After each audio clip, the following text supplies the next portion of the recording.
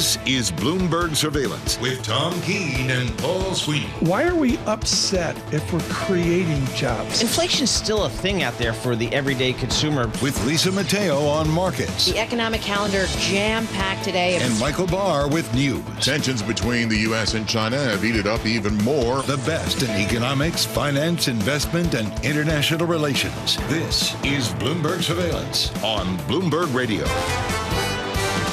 Good morning, everyone. Tom Keene, Paul Sweeney, to get you through an Apple Thursday. Apple earnings this afternoon. Do you think Chairman Powell will be hanging on the press conference? Yeah, he should. He's probably looking to upgrade his phone and his watch and his wearables and all that kind of stuff. But it's important for Apple because they've got a China issue, both from an end user market. They sell a lot of stuff into China. Plus, it's a big part of their supply chain, and they got to get investors more comfortable with the China risk. I looked at their financials this morning just to try to pretend I was Paul Sweeney, and boy, do they mint money. Oh, boy. Even without Free growth cash or flow. revenue, they just mint money. It'll be interesting Yep. to see there if we get a dividend increase like we did not get a dividend from Amazon. That's part of our theme today. Lots of other themes as well. But yes, a look back, teens weens to the Fed meeting yesterday. Ludovic Subrin will be with us here in a moment with Allianz to go over some of that hopium. I saw lots of hopium yesterday. Yeah. I know you missed it, but at the very least, I think Fed Chairman Powell tried to take the rate hike off the table. That went away. And I guess that's what we're seeing in the markets here with the S&P up about 0.7% in futures. We saw some improvement there. I mean, the bellwether for me is a 10-year real. Sorry, for those of you on YouTube, you can tell I'm getting set up here. I got the Tang Zero. Yep. We got that going. Thank you, Eric, for the Tang Zero. But the Sank is looking a little. Is it hot over here? Nothing but the best up on the sixth floor. Sanka Tang Zero. It's like we're like back to the 60s. Anyways, thank you for being with us on Apple CarPlay. On YouTube, go to Bloomberg Podcast, search there, and also requested the entire show, including what we do with John Tucker. The entire show will be out 3 p.m. this afternoon across YouTube Bloomberg Podcast. So we got a replay going now, which is a good thing. We're in the Interactive Broker Studios here with futures up 36 with a Bloomberg Business Flash. John Tucker. Oh, and breaking news, the maker of expensive clothes hangers, Peloton, announcing that Barry McCarthy stepping down as the CEO, and they also are reducing the headcount once again. Some other earnings this morning. Moderna reporting a narrower first quarter loss than Wall Street had expected. Apollo Global Management also checking in, reporting higher first quarter profit. The firm raking in more management fees and originated a record $40 billion of private credit. That, of course, a key area for growth. Stock futures, looking up this morning, traders taking a little comfort from the Fed's signal that there's no plan to raise interest rates. Now remember, we were talking about rate cuts as early as March. That's no longer the case, of course. The Fed struck a more dovish note than some had expected. And then, of course, investors looking ahead to earnings from Apple. We're going to get that at the close of regular trading in the pre-market right now. Shares of Apple, they were up about 1%. Overall, the Dow futures, 170 points higher. That's up 0.5%. The S&P E-mini futures, 33 points higher. That's up 0.7%. The NASDAQ futures, they're up 0.9%. We're coming back right now. Yeah. You want me to do treasuries? Yeah, please. Okay. Insist. 2-year yield, which I'm going to say. We call that the Sweeney yield. Yes. I'll the more take that all policy day. reactive. 2 basis points lower. 4.93%. Let me throw in the yen because that's a little weaker right now. It's up to 155.07. We check the markets all day long. Right here on Bloomberg Radio. I'm not Lisa Mateo. John Tucker, I got to ask here. I mean, I know you have the Peloton Bike Plus, and do you find the rotating touchscreen really helps? It does, because I can hang ties on that, right? The suits go on the right handlebar, and then the pants go on the left. This is where we need Lisa, because I think she has 3 in the house. We have 2. You have 2 in the house? We have the bike and the treadmill. Do you use them, or are they My girlfriend on it every day. Every day. Yeah, she's like 1,800 rides or something crazy. She's one of those crazy people. Up 10%? Huh. Yeah, up 10% pre-market trading. Thank you, Rich Drew. Barry McCarthy stepping down as CEO at Peloton. We'll touch on that through the morning. That's a Sweeney stock that he follows carefully. This is an important conversation because you saw the market explode like 12 seconds after Chairman Powell started talking yesterday. Then it gave away again. and now we're up again. Futures up 35 right now. My head is spinning. Let's get some clarity now. We do that with Ludovic Saran, Chief Economist at Allianz here, and try to pick up the pieces off the Fed meeting. My operative word, Ludovic, was hope. There was a lot of hope yesterday from the chairman. Is that how you saw it? Look, I think it was a pretty interesting meeting, right? Because remember, people were expecting even a hike yesterday. So now he's just confirming, I guess, that the economy in the U.S. is surprising him every week more and more. And I think the hope is now that there's going to be a cut sometime, but the lack of hope is that it may not be as soon as expected, right? So, what is for the bond markets, for the bond, vigilantes, this is bad news, yeah? Yeah, I look at it, and I guess it goes, and John Farrell mentioned this yesterday, the speakers, starting with Austin Goolsbee, are ever more important. I don't buy it for a minute. Ludovic, do you believe that the individual Fed speakers shape the direct policy of the FOMC? That's the $1 billion question. No, I don't think so. They give the range. I call that, it's like, tail shooting, just like they give a bit the range so that markets can get a bit of forward guidance when they don't have forward guidance anymore. That's the data dependency, right? The biggest mistake in monetary policy of the past decade is this data dependency. It gives no ability for markets to get any idea before the meeting. So I think the speakers now are trying to do that range guesstimate before the chairman speaks and give the final word. Ludovic, are you surprised at all, or were you surprised yesterday that Fed Chairman Jay Powell really seemed to go to some lengths to take the rate hike opportunity off the table? I don't know if I'm surprised by the QT. For me, the announcement to stop, to slow down QT was maybe the biggest surprise. What I'm interested in yesterday is the comments from Powell that there is no sign of any abatement because we know it lies with two things: immigration and fiscal. And so, to a certain extent, it was, I don't know if it was a reckoning of an absence of power on what is left of inflation. I think for me that was maybe this powerless, for Chairman Powell, comments, this powerless moment for him saying, "Look, I cannot do much. Numbers are good, but it's not in my hands." Yeah. So, Ludovic, I mean, this all kind of ties into the broader economic outlook here. We're going to get an important data point tomorrow with the labor market. What's your view of the U.S. labor market? That's clearly going to be something that Fed Chairman Jay Powell is going to focus on. Look, I think estimates are, around 230,000 jobs for the April read. So that's slightly lower than what we had in March. But look, unemployment rate is record low, 3.8%. I think hourly earnings are also expected to increase by another 0.3% or even 0.4%. So the first thing, there is no great resignation. It's the great stay. I think that's what LinkedIn economist Berger says. I think that's pretty clear. And the second thing is this powering through immigration of the labor markets in the U.S. So this is going to be another strong read. It's good news for the U.S. economy for an election year that is so polarizing. I'm very surprised and impressed by the lack of muddle through, if you will. Is the focus on inflation too much? I just sat there yesterday trying to keep track of any time anybody mentioned jobs in America, the American labor economy. And trust me, folks, Paul and I know a lot of people are really suffering out there. Things have tightened up in many parts of America. But Ludovic, just as a final question here, should there be more Fed chat on labor versus inflation? I don't think so. I think the Fed chat should focus on inflation because labor is much less, solid a way to look at it. What is good labor market for the U.S. right now? Is it? You remember when Yellen tried to address the distributional effect of labor in several of her speeches, and when she transitioned to Treasury, she took that with her. I think it's a much more fickle set of indicators that would lose even more markets. Ludovic, thank you so much. Ludovic Subran with Allianz off of the Fed meeting yesterday. Huge response here to the Peloton CEO. Somebody said, have I ever been on a Peloton?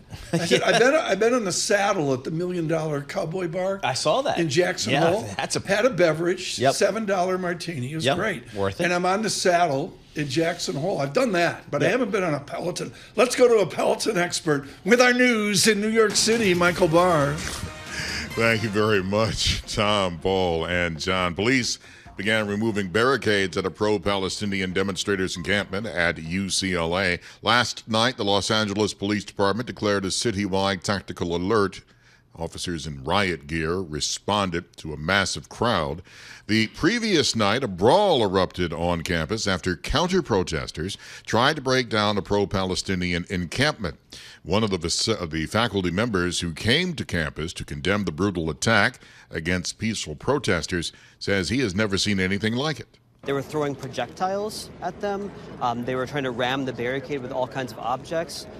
They were screaming racist, sexist, homophobic things. We just heard it just now, people yelling at us, go back to where you came from. Classes were canceled yesterday because of the protests. Less than a month after Arizona's Supreme Court cleared the way for a highly restrictive 1864 abortion law to go into effect, state lawmakers have voted to repeal it. The governor says she'll sign it.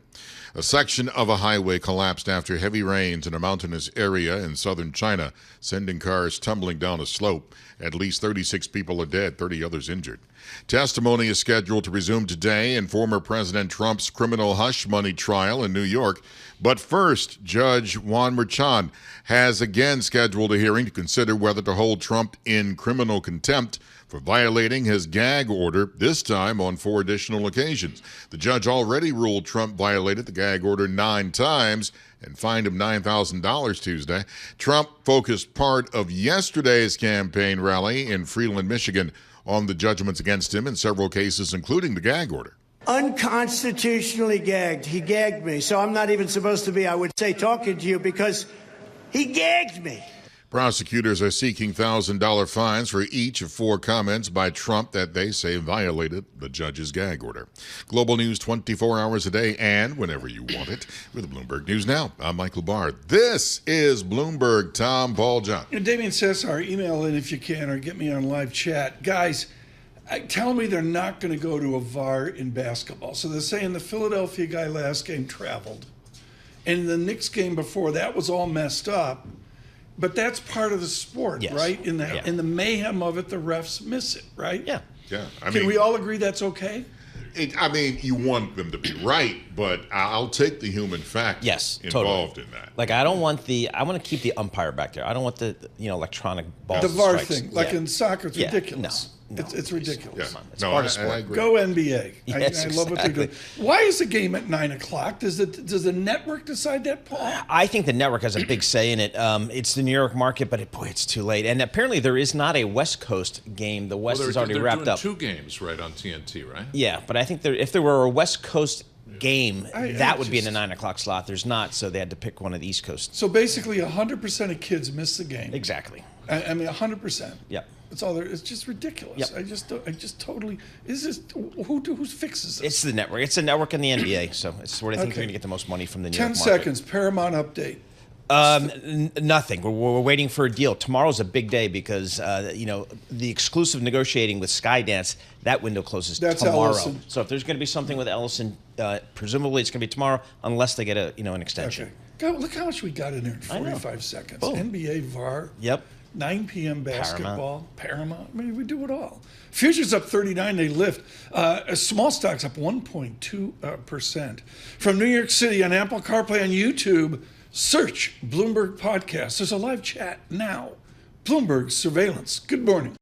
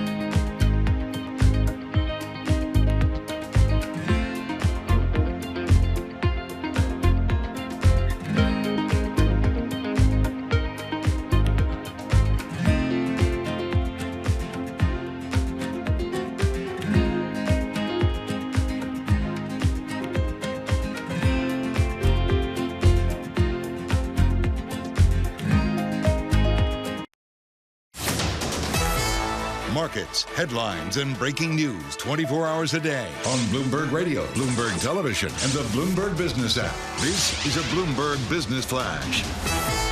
And I'm John Tucker in the Bloomberg Newsroom with this Bloomberg Business Flash. Start with shares of Peloton, most active in the pre-market. They're all over the place. Right now, up about 7.1%. After announcing the CEO, Barry McCarthy, he's stepping down. The company planning to cut about 15% of its global workforce. The next to the Mag 7 cohort reports after the close of regular trading today. iPhone sales going to be the focus for Apple investors. Those shares this morning in the pre-market up just over 1%. And futures getting a lift right now. We're going to get some more insight into the health of the economy with initial jobless claims this morning. Also going to get factory orders. Of course, the main focus, tomorrow's jobs report. The Fed did seem to downplay the idea of a rate hike this year. Dow futures up 182 points. S&P futures up 36. The NASDAQ futures right now up 165 points. We check the markets for you all day long right here on Bloomberg Radio. I'm John Tucker. That's your Bloomberg Business Flash. Tom. John, somebody out on Twitter, on YouTube, on live chat on YouTube, they're asking, and we know you're beta testing the congestion fee. Oh, yeah. So if you're in for Lisa, do you have to pay the congestion fee when you come in and take just to over see for how Lisa? it's going to work? Yeah, yes. Just to make sure they can testing. clearly read see my his license credit card. plate. Yes. Yeah, just hold up the Visa. So what did you get a bill at the end of the month? That's so just they take your why money. Are you trying to get me started? I had a nice pleasant start to the morning. John Tucker, thank you so much. Somewhat in for Lisa Mateo today. We are now joined from the chemical engineer from the Massachusetts Institute of Technology, Troy Gajewski. Troy, you know from your Newtonian calculus, which you use every day at FS Investments, that it's plug and chug. What's the most important variable in our math right now for a stock market if you're plugging and chugging? What matters the most? I think right now it's 10-year yields, right? I mean, when you think of the mini correction we've gone through recently, equity markets certainly cheered stronger economic growth with simmering inflation coming into the year because recession risk was dropping like a stone. But once we got above a 4.5% 10-year yield, that was about all that investors could take from a standpoint of where real yields and nominal yields were. And so I'd say keep your eye on the back end of the curve because that's going to drive a lot of the price action. I heard that a couple times yesterday, Paul, and I can't say enough how Ken Rogoff is on the same page as Troy Gajewski. This real yield 10-year nominal dynamic is critical. Yeah, I'm looking at the 10-year, just sitting here right about 4.6% here. So, Troy, when you were listening to Fed Chairman Jay Powell yesterday, he seemed to be trying to take that rate hike off the table, but that's about it. What you heard yesterday, did that change your outlook at all here? No, I think, once again, the Fed's done a reasonably good job, a few slip-ups over the last couple quarters with the pivot talk of explaining the reaction function. Look, inflation stays high. We're not cutting anytime soon, but keeping hikes off the table. We think, if you look at the labor market, it's obviously cooling. Whether you look at JOLTS, whether you look at where excess savings levels are for future consumption. So there's no reason to overreact to this resurgence of inflation data. And they have the ability to be patient, just keep rates higher. And at the same time, they're still draining their balance sheet, albeit at a slower pace now, starting in June. All right, so let's pivot a little bit from the Fed. We think we know where we're going there. How about earnings? What have you seen from earnings so far this quarter? Importance for your outlook? Yeah, so I think that the biggest key for earnings so far from a standpoint, this is particularly acute at McDonald's and Starbucks, is, we have seen signs of the lower income consumer cracking. Cracking may be a strong term, but weakening. And whether you look at delinquencies in credit cards or subprime auto loans, they've been, trending higher. We know that excess savings, particularly for the lower deciles, has been exhausted at this point. And now you're starting to see that trend show up in earnings. So that doesn't mean the world's ending. It just means that if there is some type of shock to markets or to the economy, the consumer is not in the same shape that they were in 2022, and they could single-handedly carry the economy through a period where every other factor was contracting. All right, so if we think that the lower end of the consumer is maybe a little bit challenged here, how does that change, or how does that impact kind of your investment philosophy? What are you telling your clients here for really how to allocate capital in a market that has had a nice bounce off those October lows? Yeah, I think so. The key for clients right now, the majority that we interact with, is everyone's sitting on huge piles of cash. Wealth management firm average cash balances are roughly 20%. So, wow. It's a historic number. It's one of the biggest issues with last year's performance because there was an opportunity cost to that cash. Cash is a Northwest quadrant strategy, the fishing frontier, very, very little risk, but after taxes and inflation, you're really making nothing, right? If you're in the highest tax bracket. So how do you put that capital to work without taking uncomfortable levels of risk where it can meaningfully increase total return? And so there's a whole host of alternative strategies. If you need liquidity, you have liquid multi-strategy exposures that are wrapped in mutual funds. If you can sacrifice some degree of liquidity, but you want income, you can focus on perpetual BDCs or senior secured commercial real estate lending strategies. If you can tolerate even more liquidity, you now have democratized private equity strategies, particularly focused on the middle market. So tying it back to your point on the lower-end consumer, if you're in an investment strategy that's dependent upon the consumer re-accelerating from here, that's not a good strategy, right? If you're in an investment strategy where if there is some type of short-term pullback because yields breach 5, or we get softer economic data or earnings, that's a little more challenged now because the biggest issue with equities is not forward earnings, particularly for mega cap tech. It's where multiples re-expanded back to close to 21 times forward earnings. We're right around 20 now, and I'm very sympathetic to the argument that we can stay here, but it's really hard to see more multiple expansion. With great respect, Trey, I'm not trying to be snarky. I think it's a really important question for a huge body of people. Is Apple a growth stock or a value stock? Yeah, it's a great question. I'm not going to hedge it, Tom, but I'm going to say think about it as GARP, right? We had a client meeting the other day that was explaining one of our theses as more value. And I'm like, it's really not, right? It's right. GARPy. And I think Apple is really the same way. It clearly will not have the growth prospects that it used to. Right. But I think its multiples reflected that. But it's still, obviously the global champion for smartphones.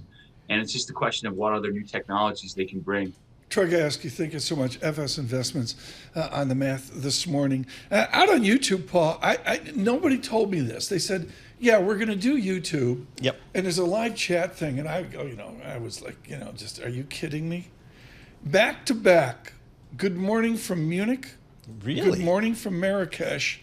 Good morning from Mexico City. Wow. Chad Hurley, the founder of YouTube, told us. He said, we'll only talk to people worldwide where their city begins with M. All right. Very good. We'll take that. I guess what we're doing. But Paul and I and the whole team, even Tucker, John, chime in here. I mean, it's extraordinary. Could you ask the guy in Marrakesh if he's got a room? Because I want to go there. It's gorgeous. That's where I was there with Gorgiev for the IMF. And it's really, really something. There's a hotel that's sort of out of like a Humphrey Bogart movie, La Muña or whatever it is. I mean, it's great. I mean, the martinis are $50. It's just, it's outstanding. But, the international reach of YouTube. It's not is jaw-dropping. Right. I mean, we started in this business. We were the New York market, as big as the New York market is, but now it's a global market. Thank you to the streaming businesses and the all the satellites, Sirius XMs and all that kind of stuff. Who knows? We're everywhere. History with Bloomberg Radio. John, you still have on your kitchen mantle the one-channel Bloomberg Radio. Yeah, great marketing device, by the way. It was. I guess the founder's idea was like when we started off to boost listenership, send everybody a radio. It's pretty cool. It's a collector's item. Yeah. So I've been trying to sell mine on eBay. On eBay. No, that's not. I have 3 or 4. You only get one channel, and it's just like, We've gone from a one-channel radio to Good Morning Marrakesh, Mexico City, and Munich. Just extraordinary, the reach on YouTube. We're humbled by it every day. That's out at YouTube. Search Bloomberg Podcast. And yes, as of a week ago, there's a replay every day. See it 3 p.m. Wall Street time. This afternoon, Tim Carroll, Apple earnings. Good morning, Bloomberg Surveillance.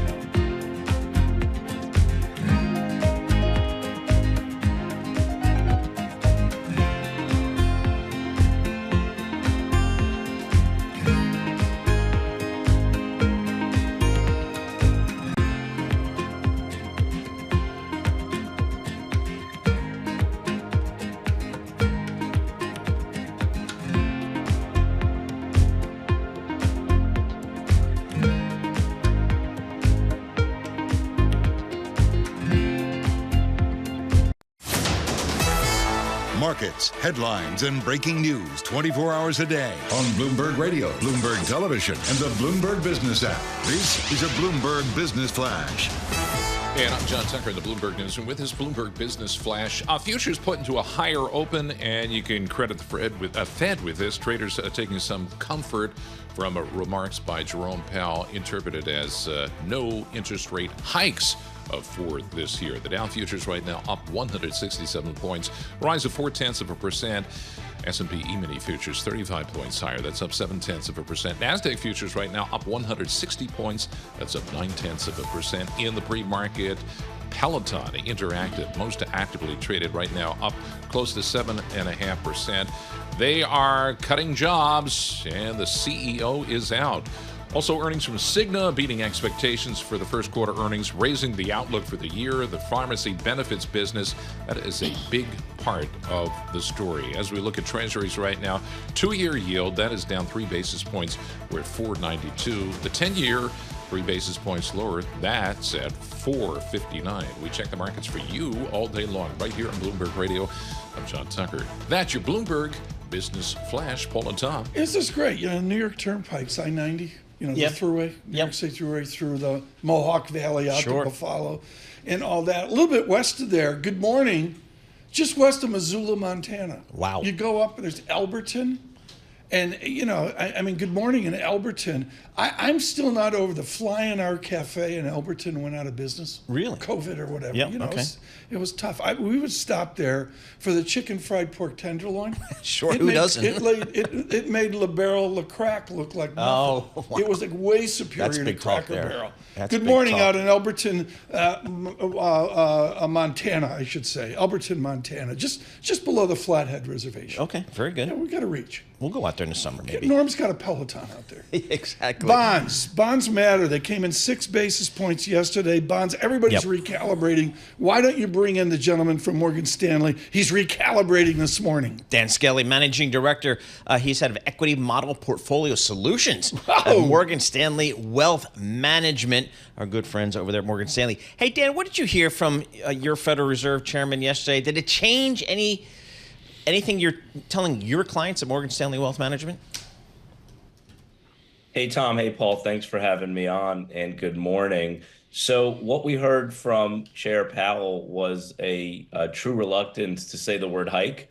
I think the final word count on the transcript was reporters as Powell won in terms of mentions of hike. So, look, we heard Powell talk about the fact that inflation has made a lot of progress over the last year in the wider context.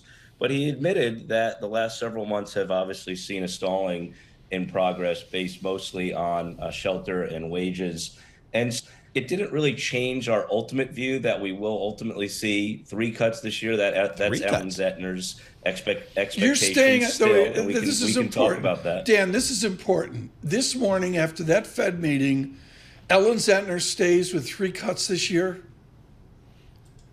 That's right. Now, we admit the path is a bit narrower given what we've seen, but there's 3 data points that we're tracking very closely and that we know the Fed is tracking very closely, entailing new tenant rents that in the first quarter actually decelerated than many had seen. The news went largely on financial service advice and some things that are working closely to the stock market down naturally.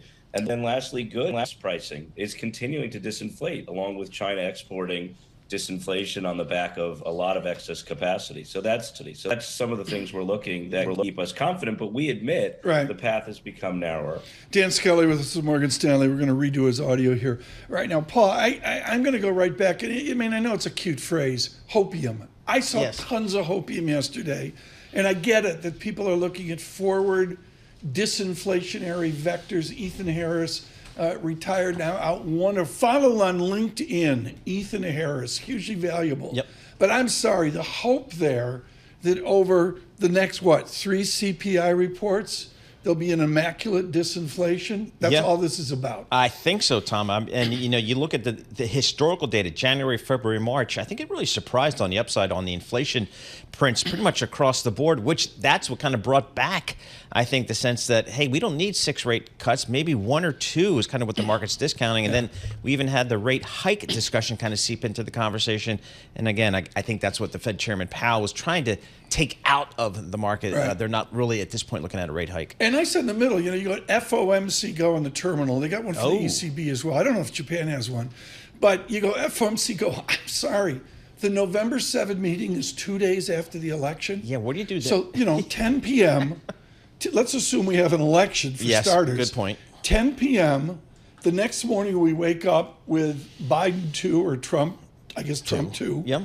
It's like Grover Cleveland Alexander, who's a president in the 19th century. and the answer is then the next day, Powell's got to stand up Good luck. and tell us politics doesn't matter. Right. Are you kidding me? Exactly. So, I mean, you're looking at this calendar here, Tom. I mean, that's going to be an extraordinary time. We've got June 12th, just to give you a FOMC go, June 12th would be the next meeting. And that's where a lot of people think if there's going to be something to be done, perhaps it's at that June 12th meeting. Well, and then we Goldman go. Sachs reaffirmed that this morning. I know. And, you're hearing, Dan Skelly saying, Ms. Zeitner at Morgan Stanley continuing to look for 3. So, Dan, we've got you back here, Dan Skelly, Morgan Stanley Wealth Management here. Think about what's the message to your wealth management clients today about kind of where they should be allocating money, given that, looks like we're going to have a Fed that's going to be a little bit more accommodative, perhaps. Earnings are coming in okay. What's kind of your allocation call at the moment? Sure, Paul. Well, importantly, Powell kept the easing bias, right? He was, as we talked about, he's very reluctant to even mention the word hike. And while there is this kind of emerging consensus out there among investors that now the no landing is back on the table, we would actually say the economy is much more nuanced than that.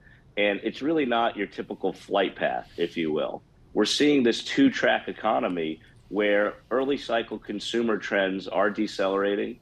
Some of the AI and fiscal spending related demand is driving long cycle demand and trends to benefit those sectors and industries. And so what we're saying is, Paul, you want to be more actively oriented. This is actually, quite frankly, creating an environment of idiosyncratic opportunity. So we're paying very close attention to these trends at a very bottom-up level. We're kind of more than halfway through the earnings cycle here. Are you of the opinion that investors need to really stay with the big tech names, or should they be saying, hey, let's diversify a little bit, try to find some value outside of some of these big tech names that have worked so well for investors? So it's a combination, and I don't mean to punt on the question, but the reality is you've seen the Magnificent Seven narrow in above itself into what people are saying the Fabulous Four this year. And so there's still some selective opportunities within that cohort. And frankly, you saw, to your point, Paul, you saw decent prints from a lot of those names over the last week or so. At the same time, however, we are seeing increasing opportunity in some of the more quality value parts of the market, whether that be in some of the big banks, energy names, and certainly in the industrials. As I referenced earlier, there's so much unique demand and spending going on within the manufacturing sector that there's a lot of opportunity there. And Dan, the heart of the matter into your equity call, which is the courage to stay in the market. And I think Chairman Powell indirectly alluded to this yesterday. He basically implied that the 1.6% GDP number was a big fake out because of inventory, foreign dynamics, net exports, et cetera. And that the GDP, as he said, no stag, no inflation. There's just, the stag isn't there right now. Is that the Morgan Stanley view? It is. And if you saw, Ellen revised up her GDP numbers for this year and next by 70 basis points. So we're looking at, for each year, so we're looking at 2% plus growth over this year and next year. And that was an upgrade to our forecast. And so look, it comes back to this idea, Tom, of the 2-track economy, right? To date, you've seen the upper income, the 1% of companies with these unique AI or fiscal related tailwinds driving the lion's share of growth. Now, what was one of the big components of the 1Q miss in GDP or lower than expectation? It was inventory, right? And so on the other side of the track for the economy, we're hearing from a lot of freight companies this earnings season that a lot of consumer-oriented companies are not restocking inventory, okay? So the reality is the longer the Fed stays on hold, the more you're going to see that track of the economy continue to skid. And so this is something we're monitoring very, very closely. Dan Scully, thank you so much. Greatly appreciated this morning with Morgan Stanley. Paul, you got the Pearl River in China. You come down it, and it looks a bit like fields. Okay. And now it's Shenzhen. They built it out of nowhere. Good morning in Shenzhen, China, listening. It's very cool, like all across the Pacific. Yep. My first international, true story, my first international anecdote, and trust me, we were ignorant folks, was a 15-year-old kid in Vietnam. Okay. I fell off the chair. Yep. That was my first, this is years ago, over 2 decades Was he being ago. punished? Yeah, I guess so. I mean, a 15-year-old kid in Vietnam, we listen to you as Bloomberg on the economy. Well, good morning for listening in China, David. Greatly appreciate that. The Ritz-Carlton breakfast in Shenzhen. Yeah. Unbelievable. Wow. Okay. You go, there's Worth a the trip. cook from Boston. So, they can do the Boston, the breakfast and all that. Futures up 32, Dow futures up 155. We went up with a Fed meeting, we went down, and now we're coming back a little bit. The VIX 15.05. Wow. With our news in New York City, Michael Barr. Tom, Paul, John, former President Donald Trump faces additional sanctions in his hush money trial as he returns to court today for another contempt hearing followed by testimony. Prosecutors are seeking $1,000 fines for each of 4 comments by Trump that they say violated a judge's gag order barring him from attacking witnesses, jurors, and others close to the case. That is on top of a $9,000 fine the judge imposed on Tuesday related to 9 separate gag order violations. During a campaign stop yesterday on a court off day, Trump in Freeland, Michigan, focused on the judgments against him. The judge, by the way, is the most conflicted person in the history. I don't think there's ever been a more conflicted judge. Crooked and conflicted. Trump also campaigned in Wisconsin. Hundreds of police are dismantling barricades today at the UCLA campus after pro-Palestinian protesters refused to leave. Demonstrators reconstructed barricades after an attack by counter-protesters yesterday. At least 15 people were injured. Arizona has almost completed the process of repealing the Civil War era near total abortion ban. Bloomberg's Ed Baxter has the story. After the Senate passage, it just needs the governor's signature, and Katie Hobbs has supported it all along and posted right after the vote, "We are going to get rid of this awful law once and for all." Democratic State Senator Eva Birch says it is time. I don't want us honoring laws about women written during a time when women were forbidden from voting because their voices were considered inferior to men. When the process is done, Arizona will revert to the prior law, which allows abortion up to 15 weeks of pregnancy. Ed Baxter, Bloomberg Radio. President Joe Biden included ally Japan along with rivals China and Russia in a list of countries he called xenophobic in a speech at a campaign fundraising event in Washington. Biden reiterated remarks he made last month linking China's economic woes to its unwillingness to accept immigration. Global news 24 hours a day and whenever you want it with the Bloomberg News Now. I'm Michael Barr. This is Bloomberg. Tom, Paul, John. Michael, thank you. Dr. John Carl Malone. Yep. Age 83. He's one of my heroes. Full disclosure, I was involved with telecommunications. Remember Tacoma TCI, A? yeah. TCI, Yep. telecommunications, 3 lifetimes ago. Paul Sweeney, what does John Carl Malone do with Warner Brothers Discovery? The NBA may walk to NBC. Yep. It was 9. Then it was 8, Yep. and the ugliness of getting to $7.60. Yep. Wow. Yeah, he's got a big problem with Warner Brothers Discovery. He's also got a big problem with Charter Communications. So Dr. Malone has been long traditional media, we'll call it traditional media, for decades. He wrote it all the way up, and to a certain degree has been writing it down. They've obviously divested a lot of stuff, liquidated a lot of stuff, but he is long Warner Brothers Discovery, he's long Charter. I don't know what he does here. I don't know what you do with Warner Brothers Discovery here. We're trying to figure out what happens to Paramount. Yeah, Paul and I are going back to basics on this. Warner Brothers, 63% debt. That's all you got to say. It's that simple. The return on invested capital, 3%. Now we'll look at some.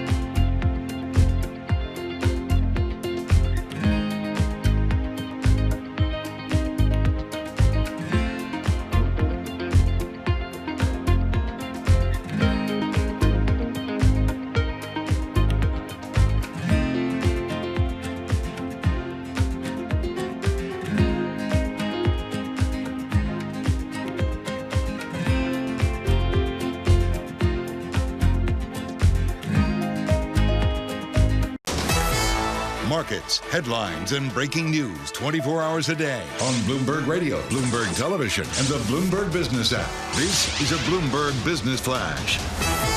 And I'm John Tucker in the Bloomberg newsroom with this Bloomberg Business Flash. The Fed sounded like it won't hike rates this year. That is pushing futures higher right now. Dow futures up 162.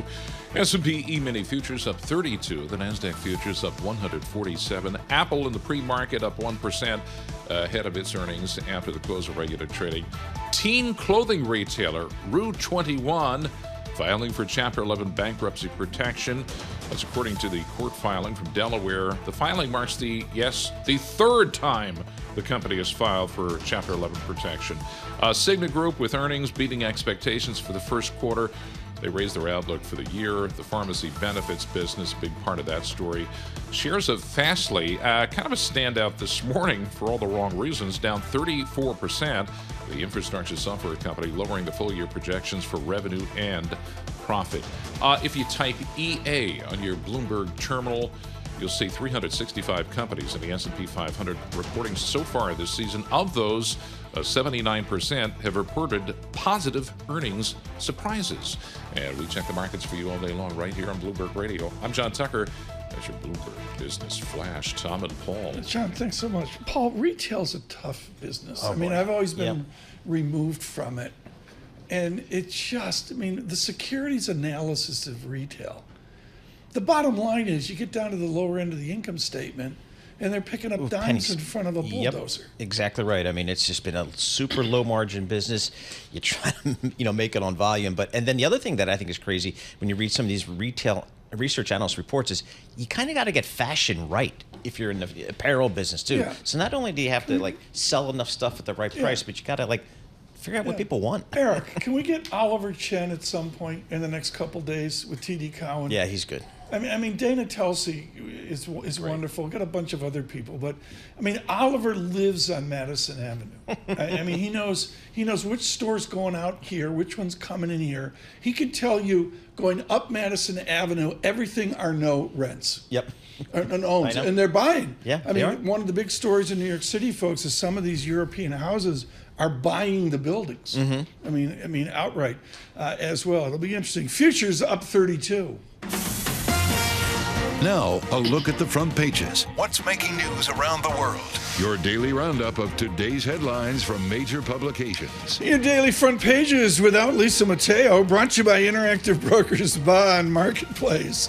Access their vast selection of over 1 million global fixed income securities with no markups or built-in spreads and low transparent commissions. Learn more at ibkr.com/bonds. Thank you, Interactive Brokers. Again, at ibkr.com/bonds. John Tucker, the newspapers. All right, I got to admit, a disclosure up front. Some of them aren't front pages. I had to go to page 6 for a few of these. That's our warning. Just your warning. Yeah. Let's start with this one from Bloomberg. Elon Musk's latest cost-cutting victims, summer interns. Tesla rescinding offers just weeks before the internships were set to start. You got to be kidding. So this has prompted aspiring employees to take to LinkedIn. They're appealing to other employers to try to take them in. Here's one. I'll read right from it. At 8:46 a.m., I opened a Tesla email for flight information. By 11:25 a.m., my internship offer was gone. Wrote Miami University student Joshua Schreiber, who said his start date was 3 weeks away and that he had already spent thousands on housing. Like a lot of other would-be Tesla interns, getting uncomfortably close to the end of the school year. They say the surprise calls from Tesla informing students that their offers no longer stand have left them without a lot of time to find replacement gigs for the summer. So one part of me is like, these poor kids. The other part of me is like, yeah, welcome to the real world. Yep. Anyway. But Tesla, it's such a mercurial situation. Can I use the word erratic? Yes, okay. You can. All right. This, you're just talking about retail. This comes, interesting article from Women's Wear Daily. Yeah, I read it every day. Great read from Evan Clark. When Jeff Jeanette came to the phone in November for his quarterly report as CEO of Macy's, he had a long list of accomplishments from his nearly 7-year tenure at the top. He also had one acknowledgement telling WWD that really consistent, profitable growth had eluded him. There's a lot of change and challenge all at once. Macy's, you have Nordstrom, Dillard's, Kohl's. They collectively drove nearly $63 billion in sales last year, marking a decline of $3.2 billion. It used to be that customers needed those department stores to do all their one-stop shopping. Now you can click your way to anything. And more than that, the department stores, according to this article, losing their connections with consumers and with the fashion ecosystem that they actually once supported. So the end result, the analysts are saying, you got to scale down. Yeah, Steve Sadoff at Saks inventing the word exclusive, and now at MasterCard, I believe they're chairman. And Steve Sadoff once said to me, they finally have figured out inventory management, and people don't go to the department stores. They got to go to the actual store of the brand, and they're afraid they're going to run out of whatever they want. Yeah. That's the whole emotional thing. Get that blouse now because it's going to be gone, which is radically different than what it was a decade ago or so. This one comes from the Journal this morning. There have always been people who relish driving their cars until the wheels fall off. Not me. That would be me. Anyway, the cost of car ownership keeps skyrocketing, so more and more people are doing this. The average transaction price on a new vehicle, $46,660 in March. Compare that with around $39,000 just a few years earlier. This, according to Edmunds. Repair and maintenance costs up 8.2% year over year. Insurance costs up over 22%. So the increase in the car costs, a lot of developments that have led to inflation. To cope, owners squeezing more life out of their current ride. U.S. vehicles' average age hitting 12 and a half years in 2023. 12 and a half, you said? Yeah. How old's your ride, John Tucker? I don't know. 2019, I think I bought it. Okay. That's Bush the first, not Bush the second, right? That's like, I've already got over 100,000 miles on it, so it's 110. I mean, help me here, Paul, because you're riding the fancy car. The fact is all this stuff is more expensive because the cars aren't like we knew as kids. No, it's... My father took the knob off the radio and only used pliers to turn it so we wouldn't screw around with the radio. I told you the story. My old man bought the pickup truck for the farm. To save costs, he didn't put a radio in it. Yeah, exactly. Who needs a radio? We're working. We did that. But now, what do you got? How can you land on the moon in your car? Absolutely. It is all... I just bought a new car the first time in 10 years, and I was shocked at the amount of technology that's in there. And it's like having your iPhone is the car. And so you said it's up 8% to fix it. Why am I surprised? Oh, no, it's well, you have to pick the right kind of car. I would say you have to factor in the cost for repairing it before you BMW. I'm sorry, Paul. Exactly. Anyway, let's finish with this. This is actually from Bloomberg Opinion. They're doing a riff on it. There's a cutthroat secondary market for reservations in Manhattan's hottest restaurants. So you have to fork over serious cash just to get into the front door to the people who go online and make reservations under a false name and then sell it on the secondary market. But it could get worse. There's the reservation system followed by high-end establishments in Japan. They don't allow first-time customers. They only let in regulars and their guests. So there's a restaurant in Midtown that will be nameless, which it's very solid American food. And I quit going because it was so pretentious about the pecking order of who got in the door. And I happened to be on the pecking order lower, but the way they treated you, it was really like swarming. I just want a meal, Just sort of tangential to this, Tim and Carol on their show, they had the head of the Michelin guide in. Absolutely fascinating discussion. Yeah. And also, there's a restaurant at Disney World in Florida that is now got a Michelin rating. Yeah, David Gurr went to it. Yeah, his kids went to it. Could you imagine that? And I don't think they let kids in. No, he got his kids in because he's David Gurr, and he ordered, and the kids didn't finish their food, and he almost left them there. Yeah, it cost a fortune. It does. John Tucker with the newspapers. Thank you so much this morning. Futures up 30. We did some weird music yesterday, May Day music. Let's get back to conventional music as we can. The boys from Sheffield.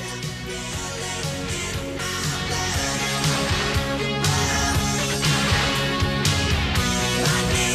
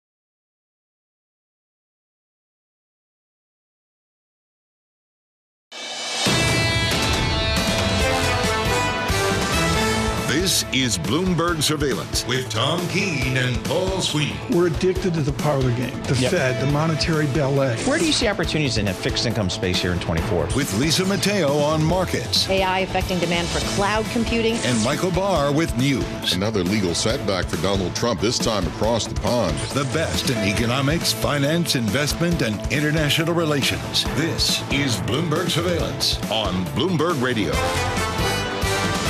Good morning, everyone. Paul Sweeney, Tom Keene, Bloomberg Surveillance after the Fed meeting before Apple. Tim and Carol. Yes. This afternoon. Of course. Diving deep into Apple cash flow, Apple CapEx. I guess there's some product. It's China. It's China. I think it's all about China. Okay. Yeah, so we'll see. Nobody breaks down earnings like Tim and Carol. Just right, real time, live, good stuff. You're going to see that out on YouTube, Apple CarPlay, and of course on YouTube, search Bloomberg Podcast. Lots going on there. Special announcement, finally. People are like, Tom, the West Coast. Yeah. They're like, we're not listening at 4 a.m. They want a replay. You're going to get a replay. It's out 2 p.m.-ish, 3 p.m.-ish. We're trying to make it sooner. A replay, the entire show. Look for that on YouTube. Thrilled to have that out to you. Bloomberg Surveillance after the Fed meeting, brought to you by Cohn-Resnick Advisory Assurance Tax. Let Cohn-Resnick's enterprise risk advisors help you build confidence in your supply chain using data analytics. Visit cohnresnick.com. And we say good morning to all of you. Really interesting market. Up big time at the beginning of the press conference. Cratered. And we come back. Futures up 32. My head's spinning. VIX 15.06. With a Bloomberg Business Flash. John Tucker. All right, we'll start with the next of the Magnificent Seven. Apple reporting after the close of regular trading. Right now, the pre-market up about just less than 1% at this point. Of course, as Paul mentioned, focus probably going to be on iPhone sales in China. Stocks, the major stock index futures right now higher. Dow up 173 points. S&P E-mini futures up 33 points. The Nasdaq futures right now up 141 points. A day after Federal Reserve Chair Jerome Powell downplayed the prospect of further interest rate cuts, we have the more policy-reactive 2-year, 2 basis points lower. That's at 4.93. We missed 5% again. 10-year yield, 2 basis points lower. That's at 4.60 right now. Amazon, Nvidia posting small gains as well in pre-market trading. And we check the markets for you all day long right here on Bloomberg Radio. I'm John Tucker. That's Bloomberg Business Flash. Paul and Tom. John Tucker, thanks so much. I mean, he's got parchment from Chicago and Chapel Hill and all that. UConn. What they don't talk about. Yeah, he played basketball at UConn. He was awesome there. Why don't you bring him in? I mean, Jonathan Pingle all over the place here. Jonathan Pingle, Chief Economist at UBS Securities. He joins us here, PhD from this school down in North Carolina. I can't remember the name. But, Jonathan, thanks so much for joining us here. What did you hear from our Federal Reserve Chairman yesterday? Anything to change your economic outlook? Nothing that really fundamentally changed our outlook, but I have to say the way the chair handled the press conference was pretty different from what we thought. I also have to set the record straight. At 5'11", I did not play basketball at UConn. I did think it was actually a pretty unique. Might be a stretch, but I thought it was a press conference where, the chair really threw it back to the data and almost completely got out of the business of trying to guide markets about what was going to unfold with monetary policy. Let's get some perspective from yesterday. Alarian of Cambridge.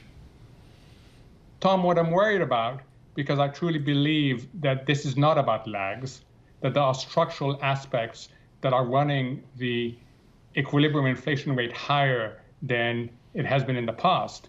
I worry that the Fed is going to be over tight this year. I worry that the Fed is not going to end up cutting because they're going to be so data dependent, so reactive, that they're not going to look at the weakness that's coming. Right. In fact, if you simply read the earnings reports of McDonald's, Starbucks, PepsiCo, Nestle, the list goes on, there is no doubt that low-income consumers are struggling.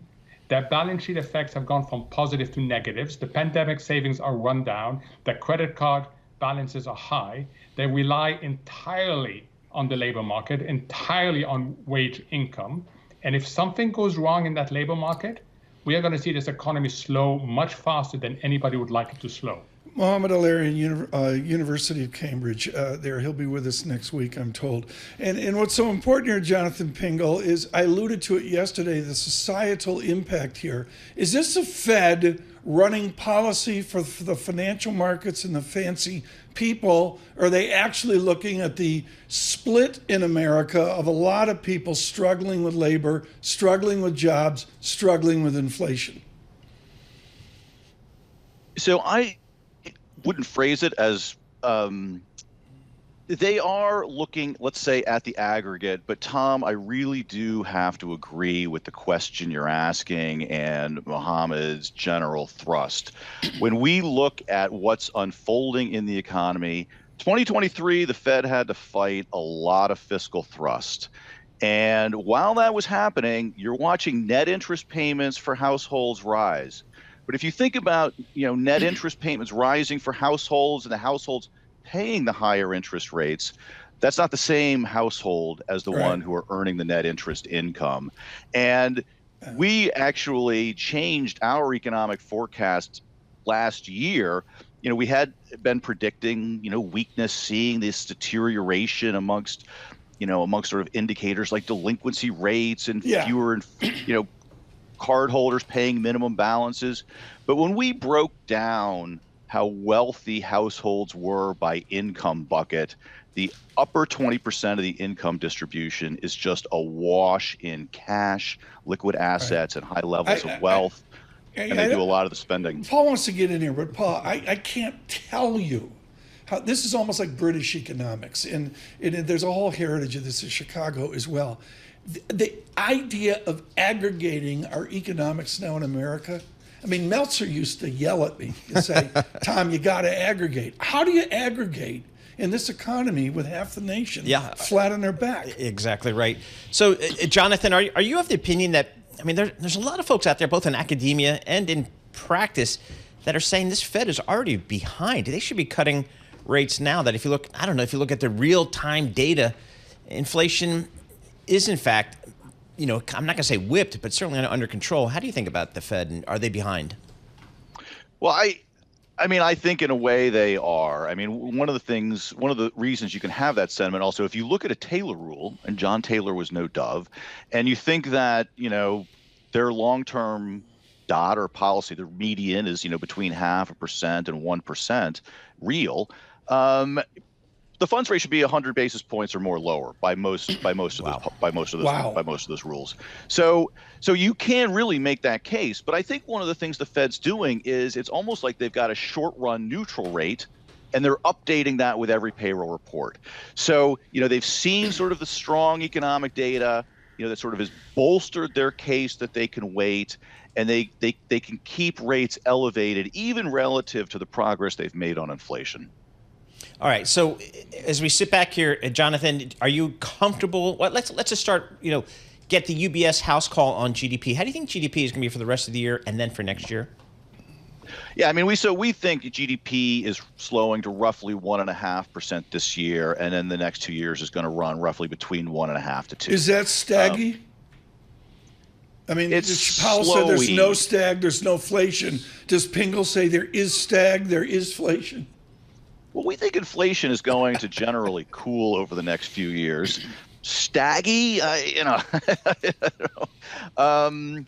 No, we're not really telling a stagflation story. We're telling a story more where the economy really is going to slow. A lot of the fiscal impetus looks like it's coming out, and I think that is going to help price pressures. John Pingle, we got to go, but with your basketball heritage at Connecticut, Sixers or Knicks? What do you think here? Sixers or Knicks? It's getting exciting. I'm kind of I grew up in New York, so I'm kind of a Knicks fan. Okay, Jonathan Pingle for the Knicks there. Thrilled to have him on with all of his prowess at stores as well. He's with UBS. It's a Swiss bank in America. Futures up 34, Dow futures up 186.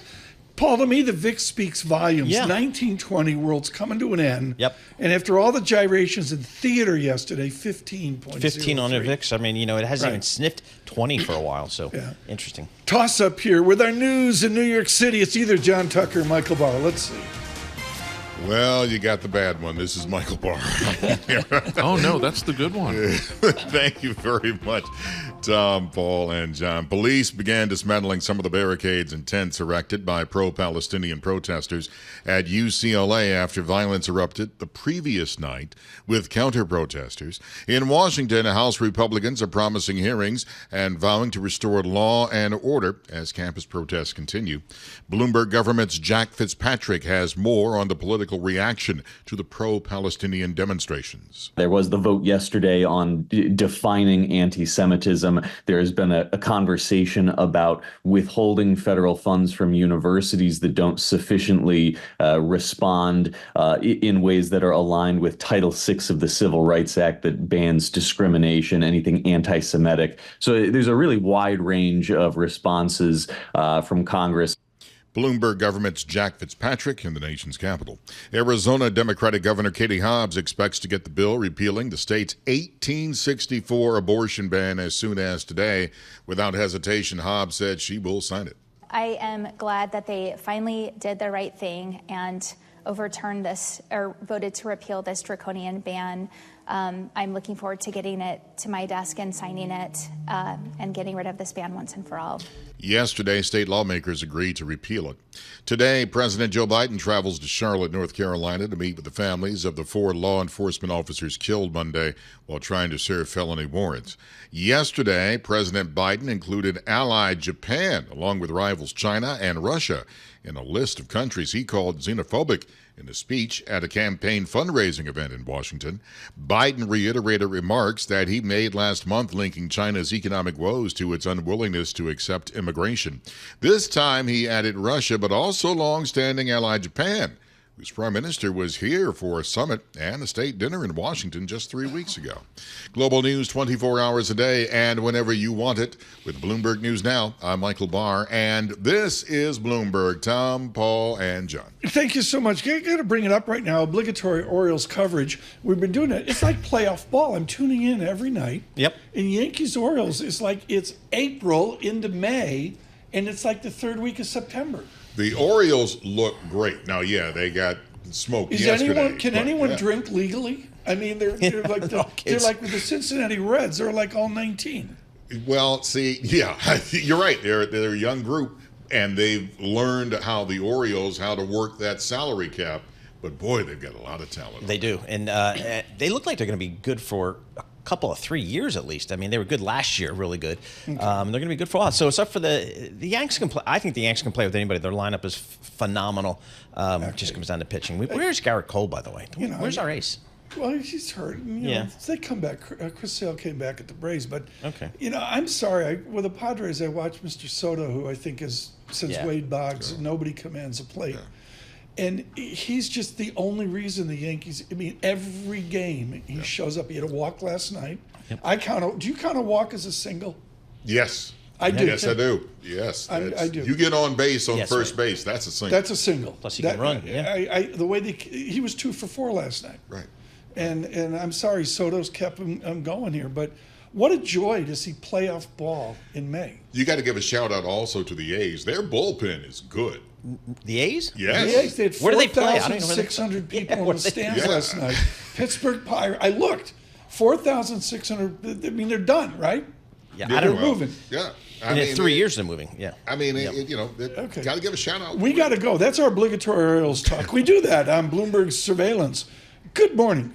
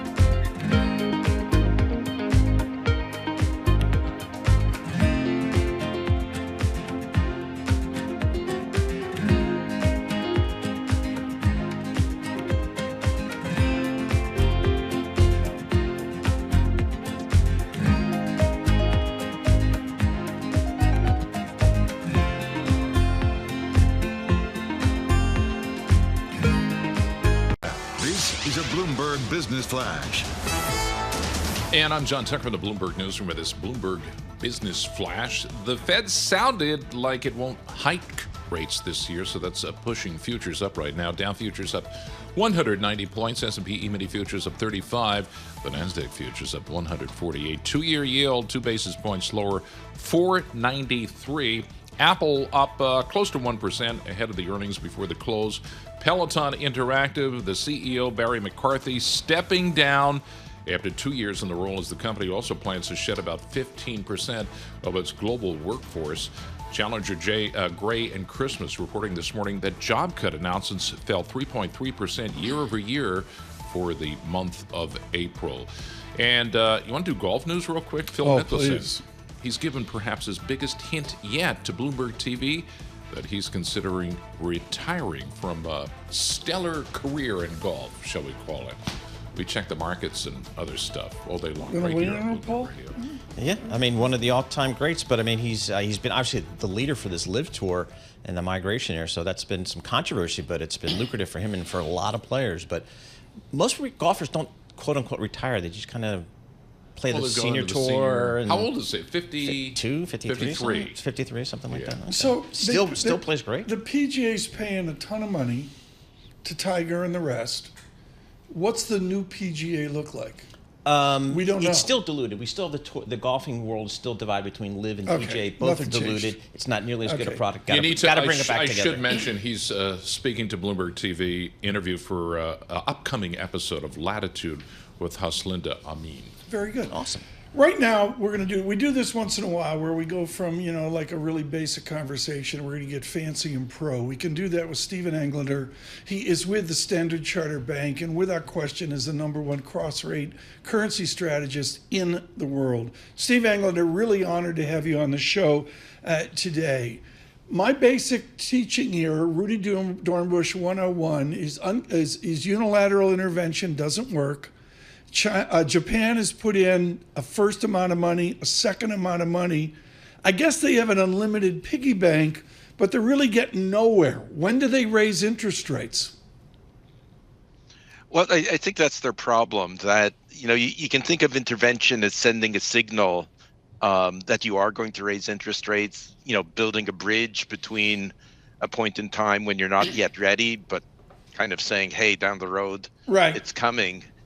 So far they haven't sent those signals, and my guess would be, they haven't confirmed the intervention, but my guess would be that they've actually put a basket full of money into it.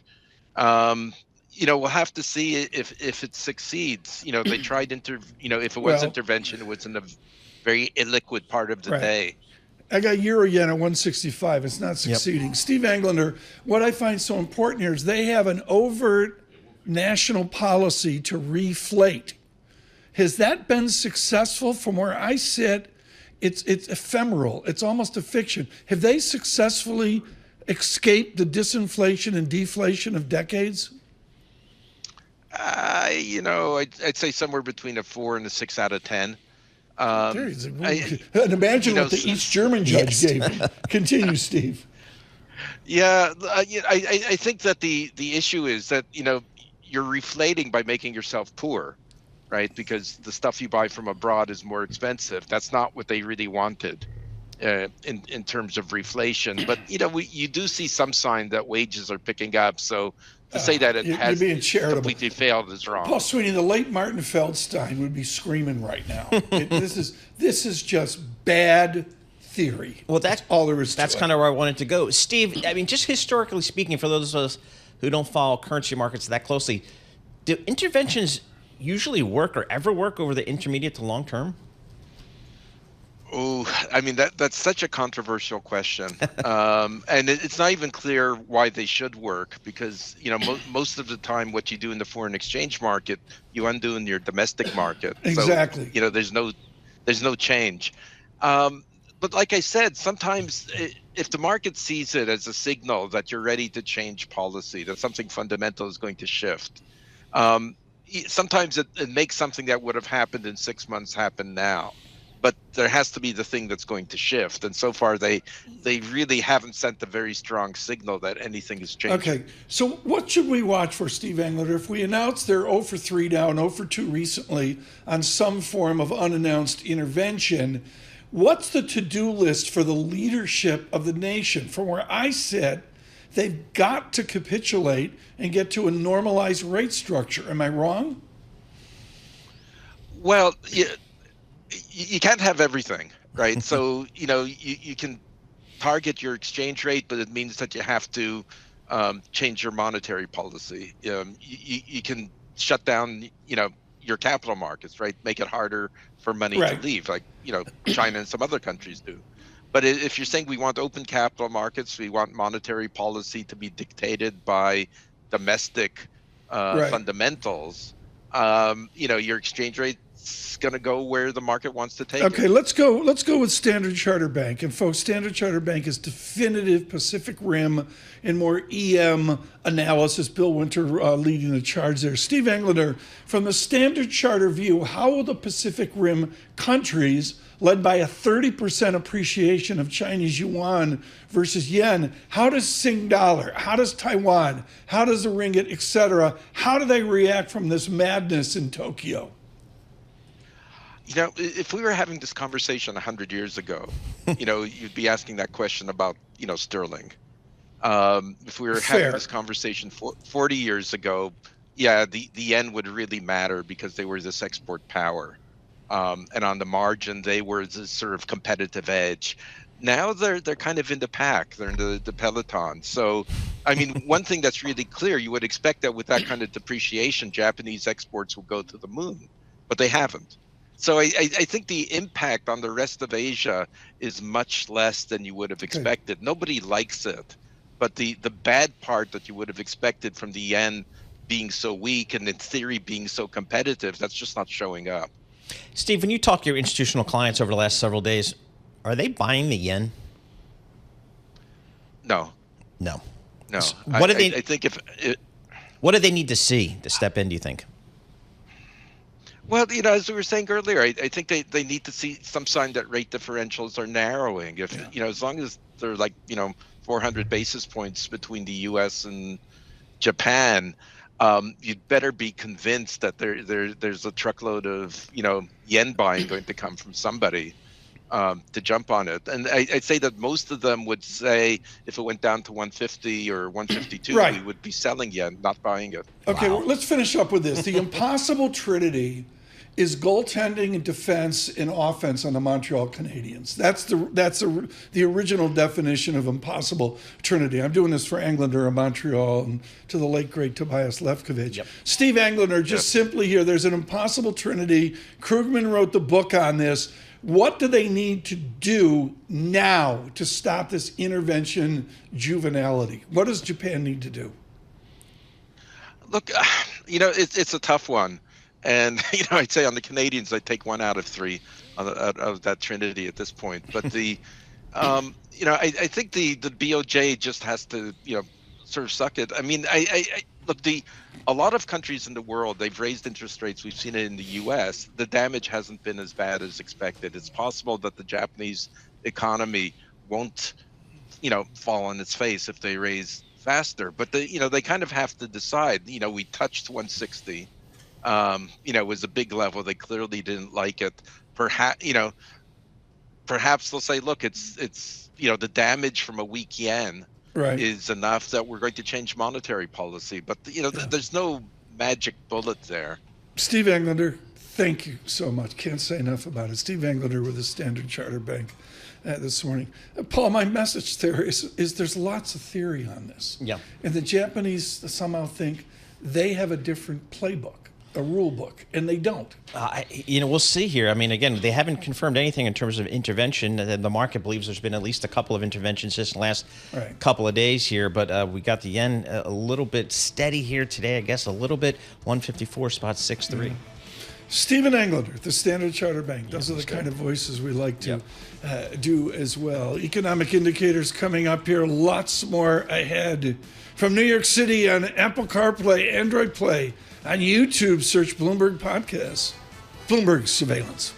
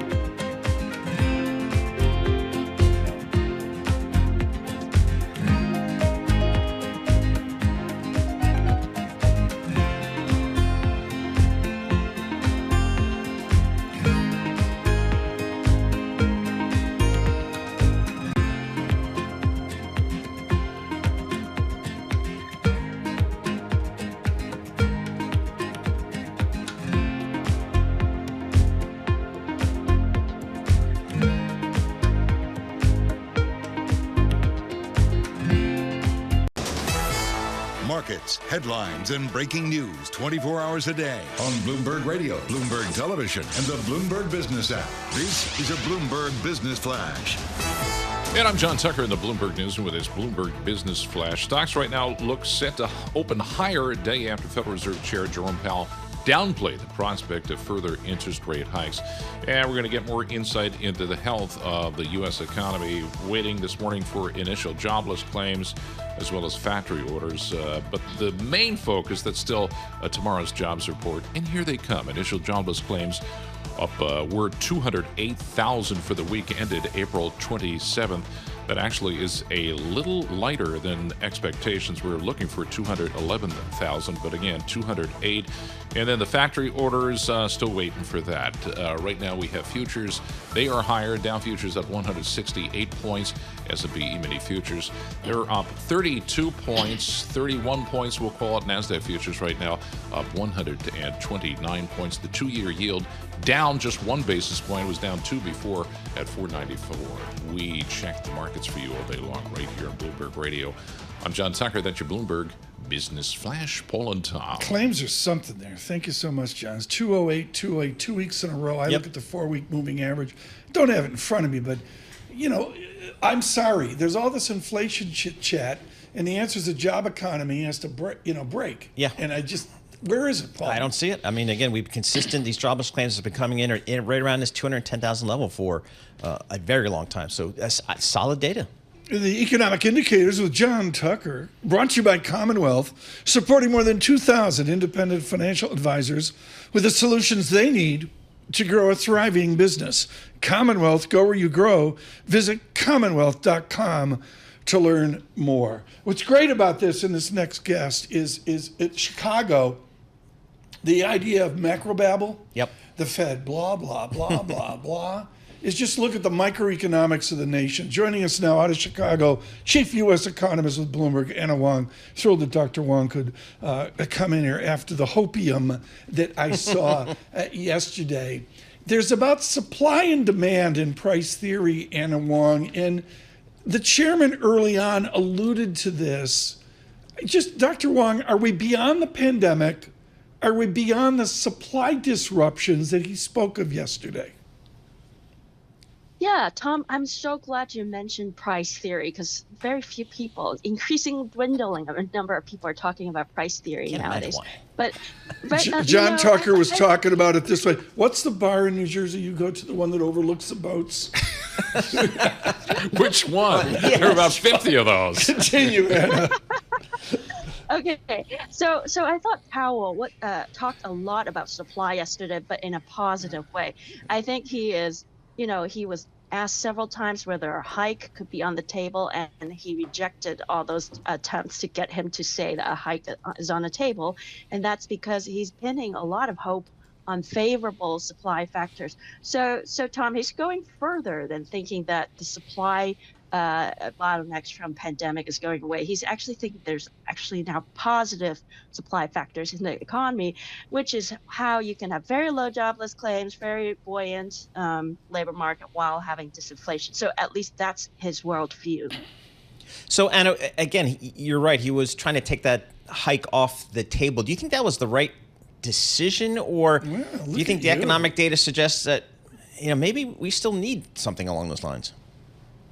Yeah, I think so. As a Fed watcher, my goal is to predict what he does. So I actually disagree with what he did yesterday, though because from the Fed's perspective, they have a dual mandate, and he perhaps has seen some data that is not suggesting to him that the economy is super strong. He sees downside risk, but that's why he's trying to be more dovish also. But I think he made a mistake, honestly, because I think a lot of Americans are really feeling the pain of inflation. And while the Fed's deadline for bringing inflation to 2% might be the end of 2025, so they have time, I think Americans really want to get it down immediately. Okay, this is really important statements by Anna Wong, and this is what she's right or wrong.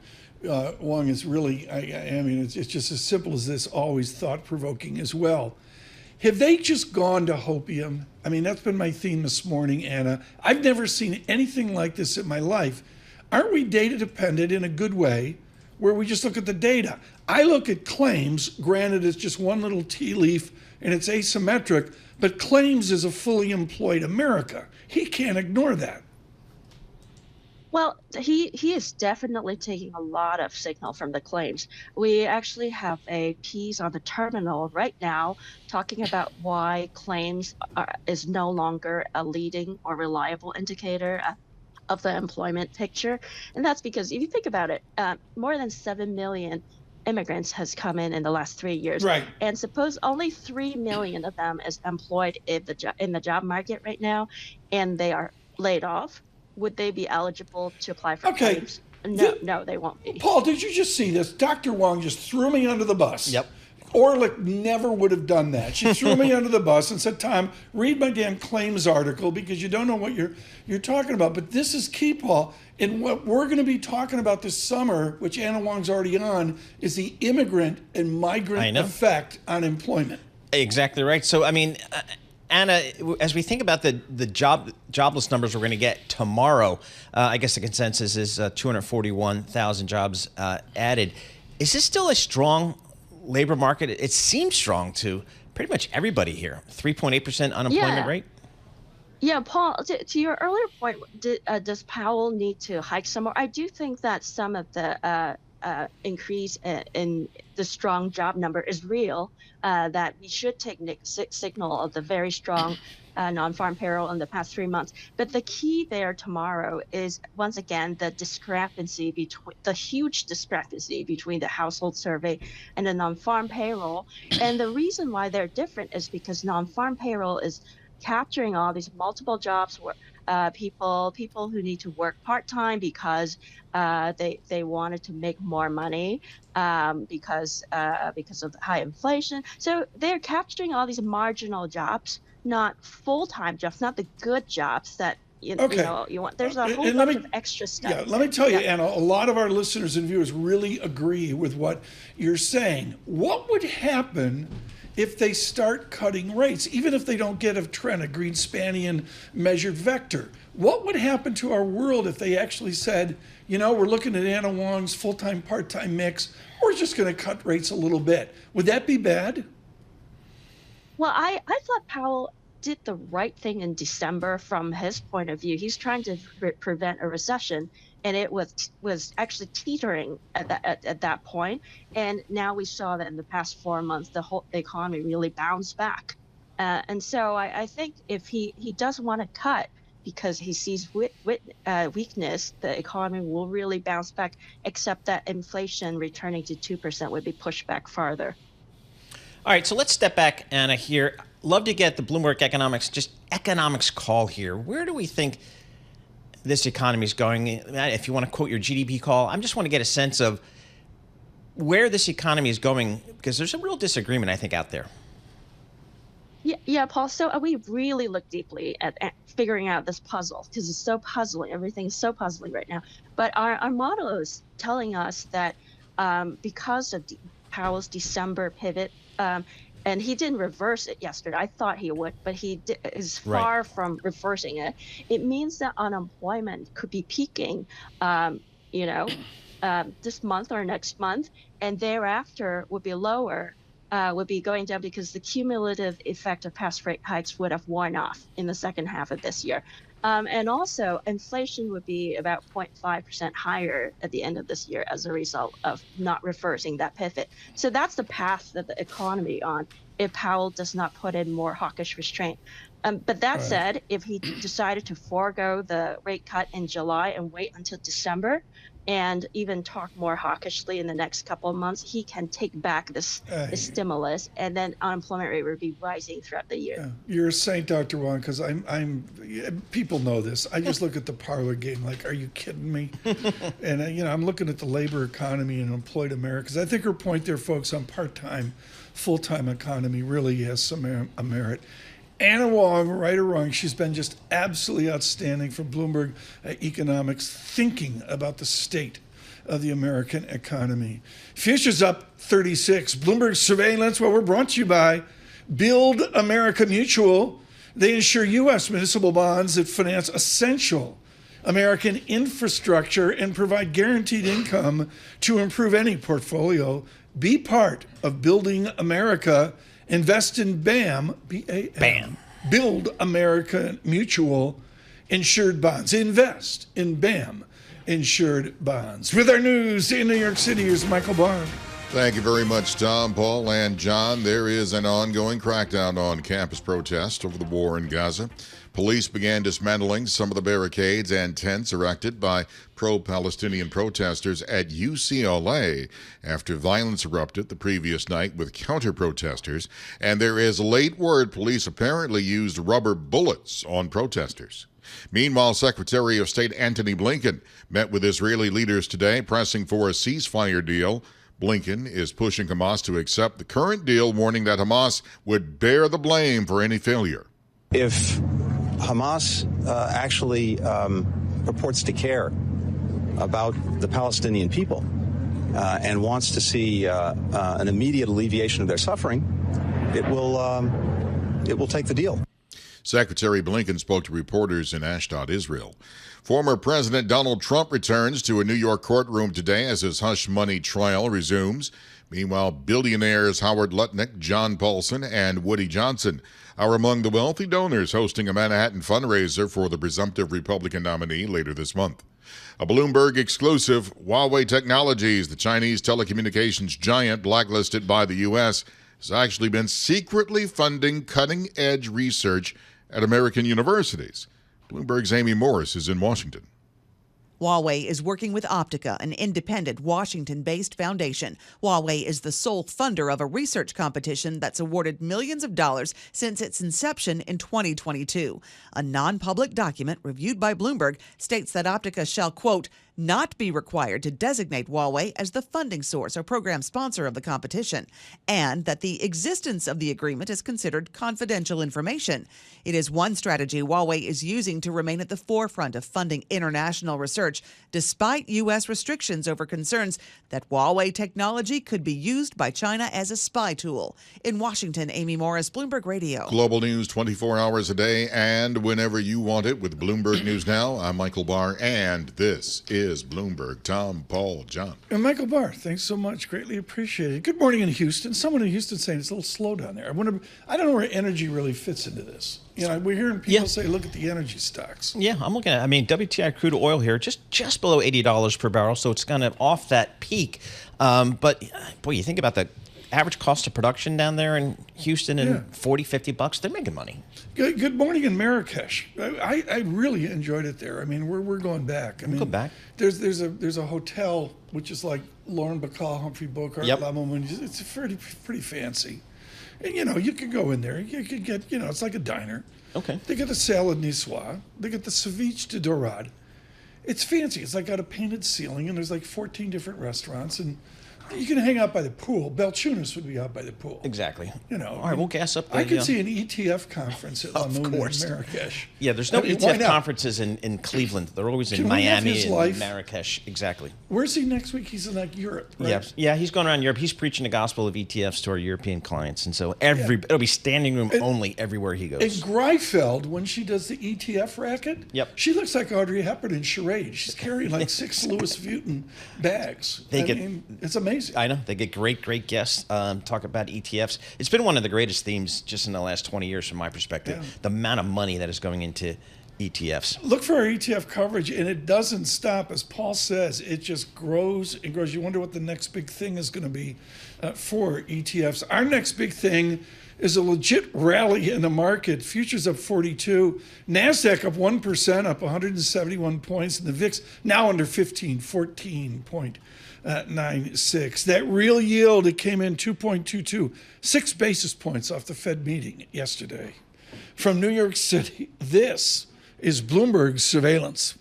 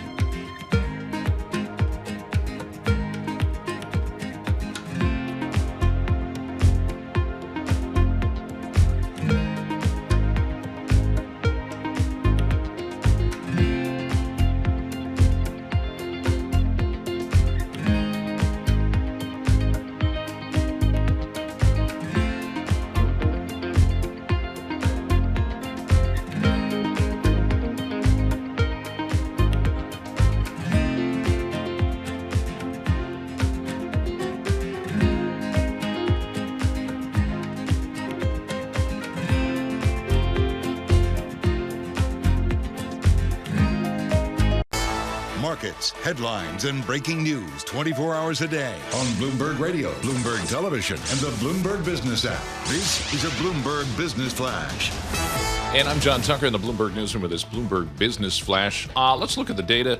Weekly jobless claims unchanged at 208,000. That was below estimates, though. The bottom line, the labor market still humming along. And then labor costs increasing the first quarter by the most in a year. Productivity gains, they slowed. A big report tomorrow with the April jobs non-farm payrolls report.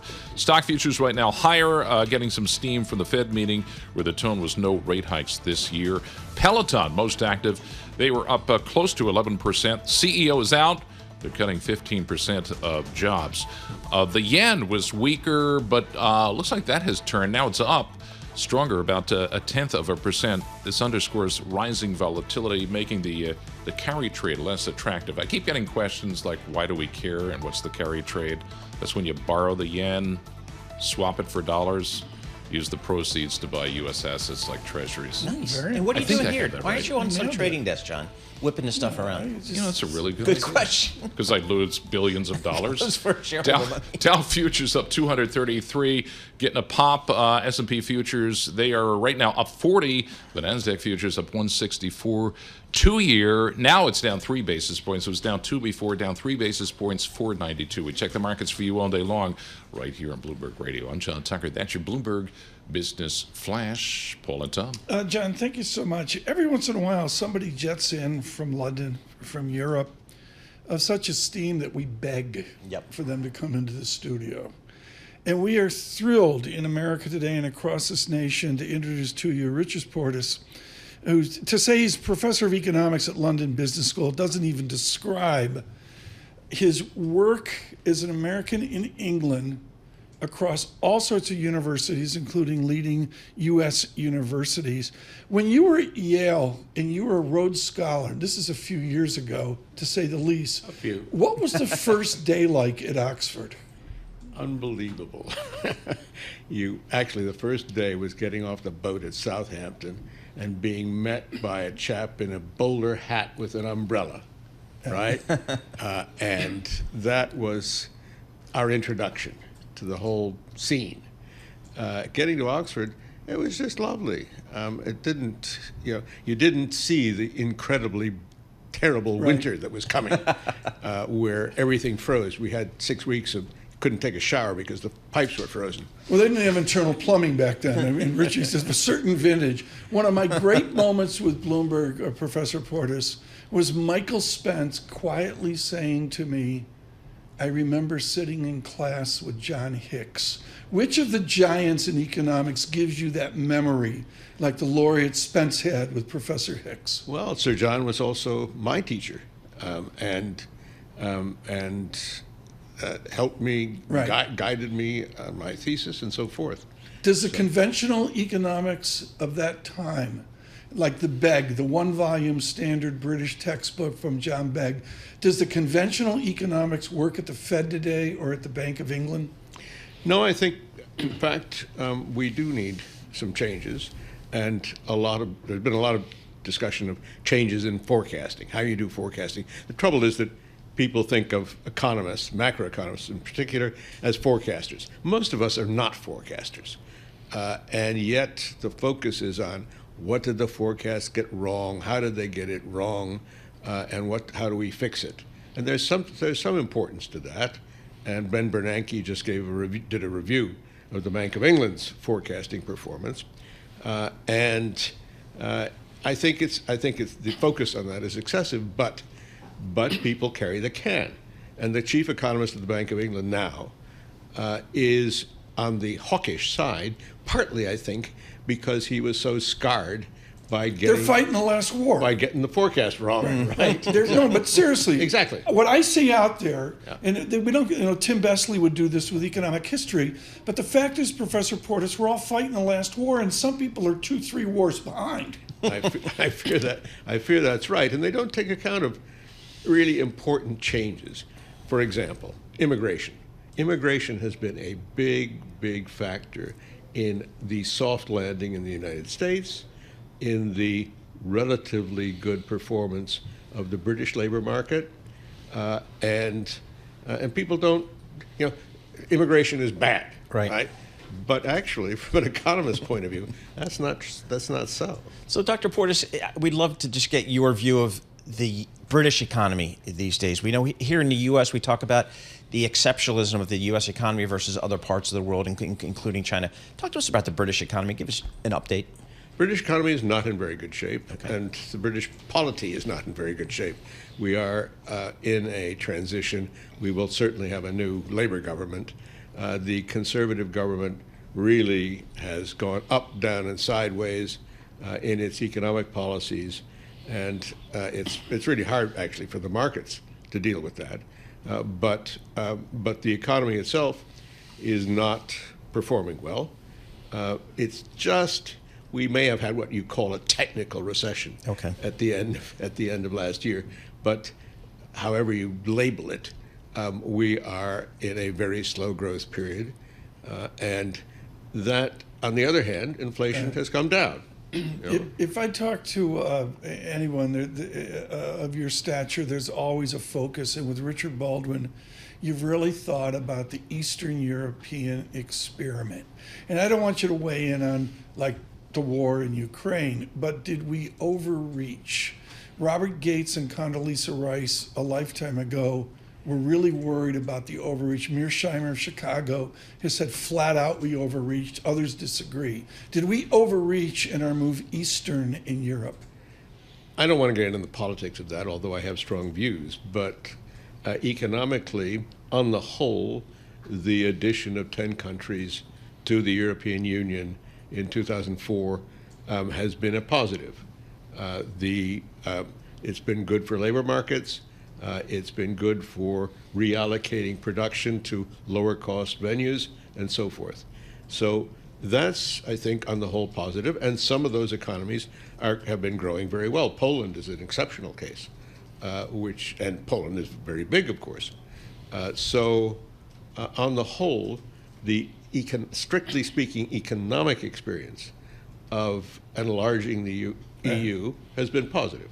Paul, get one more in. Doctor, our listeners, our viewers would love to get your sense of kind of the European Union, kind of your view of the European Union, but it feels like it starts and stops with Germany. And we think about the reliance upon Russian energy, China as a buyer of a lot of their GDP. Germany's very big. Yep. It's a very big country. And Mitterrand famously said, the former, now long dead French prime minister, or president rather, said, I like Germany so much, it's really good that there are two of them. That was before the unification. Merger. And so Germany is hugely important, the most important country in Europe, and it hasn't been doing well. Its production model, its business model is being outdated, and they're not quite clear on what to do. One final question. And you're teaching LBS, but frankly, with everything you've done, including institutions of Berkeley ages ago, et cetera, but is there still too much math in economics? The young Turks today, you had to learn your economic history. You had to know, Hicks from Slutsky, on and on and on. Do the kids today still doing too much math in economics? I don't think so. If I look at our PhD students, they do, obviously they have to know a lot of maths, but they do a lot of applied stuff. And they apply the maths, apply the statistical techniques and so forth to real data. I think actually we've seen a move away from pure theory, where maths is. Yeah, we saw that yesterday in the Fed press conference. We moved away from pure theory. Richard Portis, maybe you can do the press conference next time. Richard Portis, legend at the London Business School, just thrilled that he. I think he left Yale, went over to the UK, and just said, "That's it. I'm not coming back. Oh yeah, I'm good. It's good here." They do that. Trubowitz did that. He was at LBJ and he's over at LSE. No, I'm not coming back. Yeah, I'm not coming back. Richard Portis, thank you so much, Professor, for being with us today. We're going to get back on track. I mean, after you have an academic like Richard Portis, you got to get grounded in the American way. How best can we do that? Let's think. How about Tom Petty? I think that would. Here's Professor Petty here. We'll do this for you. The futures up 36. Dow futures up 203. The VIX 15.05. Yen, for those keeping score, 154.60. Good morning. I was flying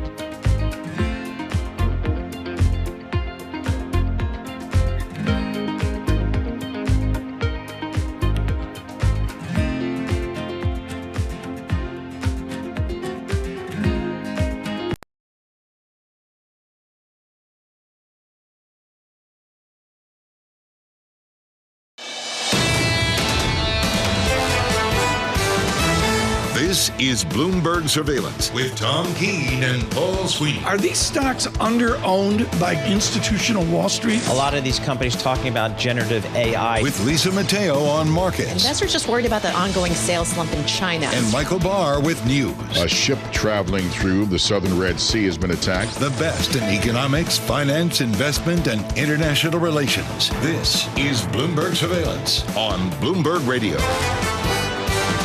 Good morning, everyone. Tom Keene, Paul Sweeney on YouTube. Bloomberg Podcast. Search for it out on YouTube. A new global distribution. We are humbled by the response worldwide and across this nation. Good morning in Montana, among other places as well. We're going to get to this quickly because Michael Feroli's with us. We want to get to him as soon as we can. Apple out this afternoon. I'm sorry, it's a big deal. It's a big deal. It's a big deal for Apple and its shareholders, but also for the tech space in general. Got to get a handle on what's happening in China, both from an end user perspective and as well as supply chain. A lot of stuff comes out of China. We'll have to see on that. Of course, this morning, Bloomberg Surveillance brought to you by BNY Mellon Insight.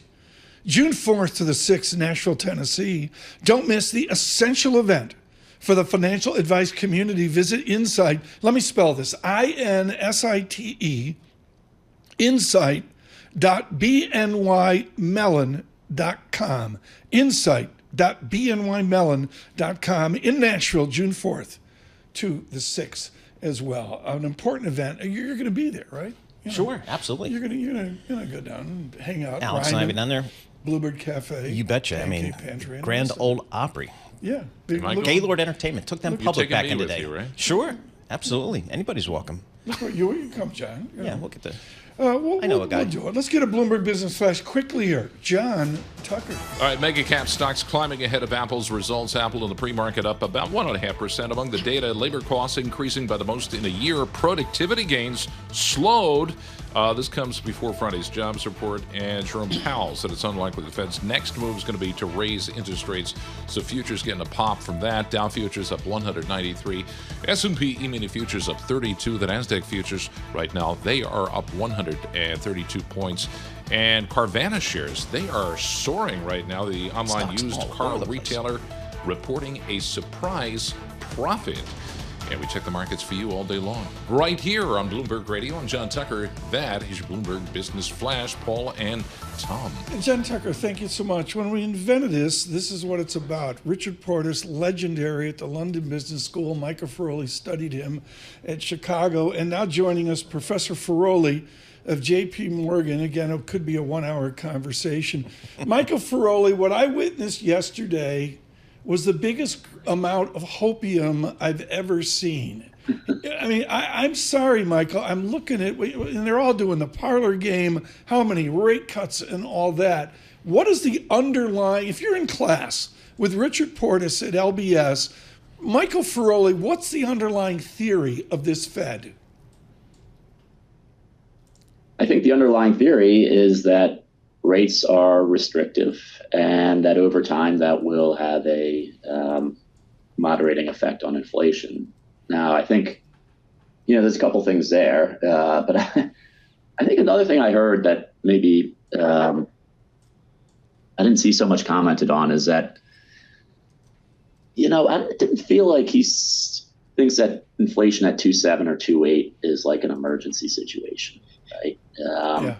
Which is interesting because if you go back, 15 years before we 15 to 20 years when we first started debating a formal inflation target, there were a lot of people saying, a comfort zone of 1% to 3%. And obviously we settled on 2%. We're not there, but he didn't really seem to think that 2.7, 2.8 is right. Something that is worthy of really risking growth. This is why this is the conversation of the day. Michael Feroli, ages ago, set the potential GDP of the nation under 2%, and there's this raging debate about should we panic with inflation at this level right now. Clarida, the former vice chairman, Richard Clarida, Michael Feroli, has suggested we're going to bring up the 2% level. What do you and Bruce Kasman and your team say? What is an appropriate blended, banded target rate for the new Fed, the next Fed? So if we're talking about real GDP growth, and we're talking about potential real GDP growth, normally we think of that as something that's going to, obtain over on average the next 5 years or something like that, right? I think in this particular situation, it's hard to get around the issue of immigration and how that's affecting trend growth. So just to, level set here, over the past 12 months, we've averaged payrolls around 250,000 per month, job growth 250,000 per month.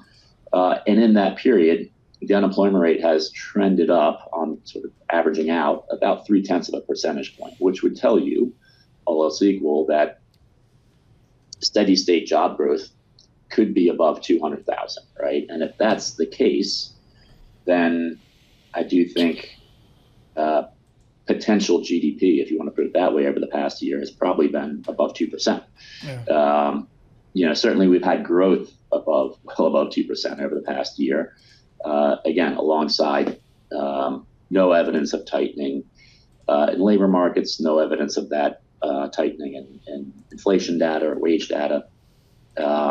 So I do think currently, the full employment growth of the economy is above 2%. Now, I started off by saying normally we think about, potential GDP growth as something that's contained over long stretches of time. And I think in this situation, it's a little more tricky to say because, the prospects for immigration into next year, I think, are going to depend on, policy choices that are made regarding immigration policy, which could, dramatically affect whether that 250K number I mentioned earlier is going to be something that,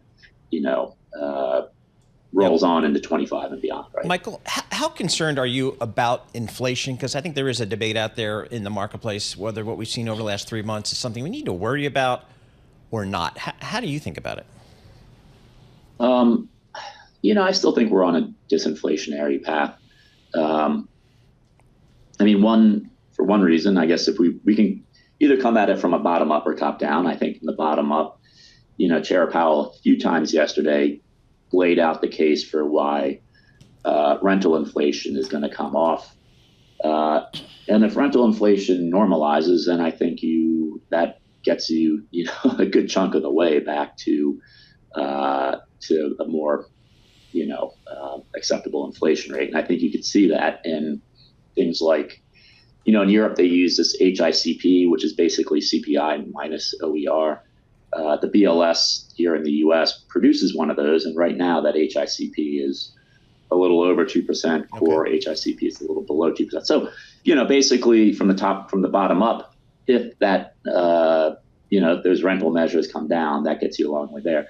And from the top down, I don't really see in a big way inflation pressures picking up in the first quarter. Now, I know earlier this week you got that disappointing ECI, but at the same time, some other wage measures have been a little less worrisome.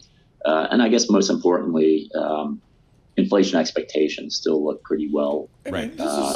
Feroli is talking like he's a president of the New York Fed. He's on the edge of Goolsby. Exactly. He's like on the edge of Austin JPMorgan. Hey, Michael, there are folks out there in the marketplace, both academics and practitioners, that say, you know what, this Fed's just way behind the 8 ball here. They should be cutting rates now. Inflation is, in fact, under control if you look at some more real-time data.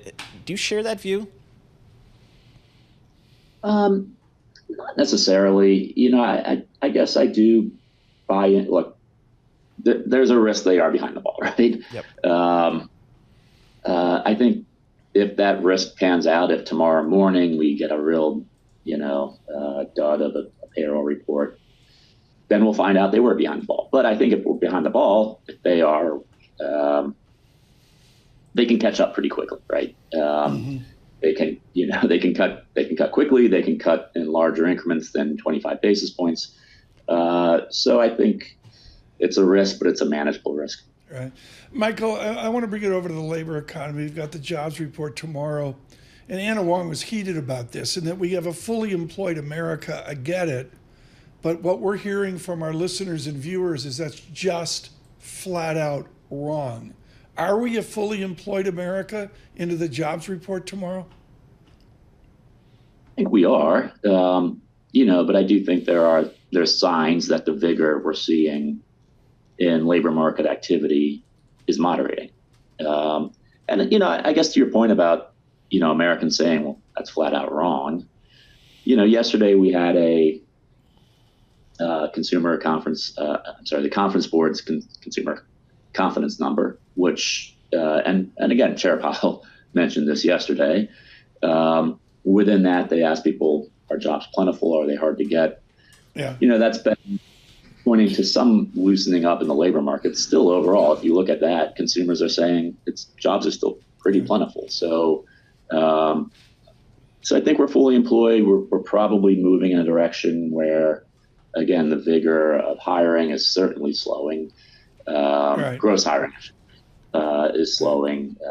The appetite for new postings of vacancies is waning. So, yeah. Okay. I think it's a bit nuanced. We're fully employed, but not ready. Got to leave it there. Michael Feroli, thank you so much with JPMorgan. Getting ready for his weekly prospects. Can't say enough about 7 p.m. Friday nights. Feroli with the first piece out for the weekend. Futures up 32. With our news in New York City, here's Michael Barr.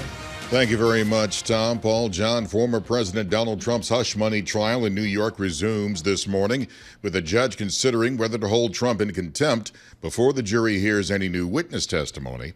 Trump's defense is going to cross-examine Keith Davidson. He is the attorney who brokered the $130,000 hush money payment to Stormy Daniels. The defense has said that payment was meant to protect Trump's family, but Davidson has testified that Trump wanted to silence Daniels because the Access Hollywood tape had come out and Trump's campaign couldn't take another sex scandal. Loyola law professor and former federal prosecutor Lori Levinson.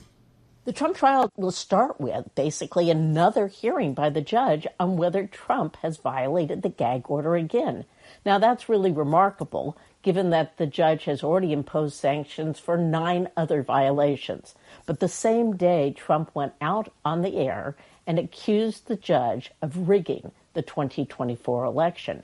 And we don't know whether there were other violations as well. Former federal prosecutor Lori Levinson. Police in Los Angeles appeared to have used rubber bullets on demonstrators as they dismantled an encampment on UCLA. Several protesters have been arrested.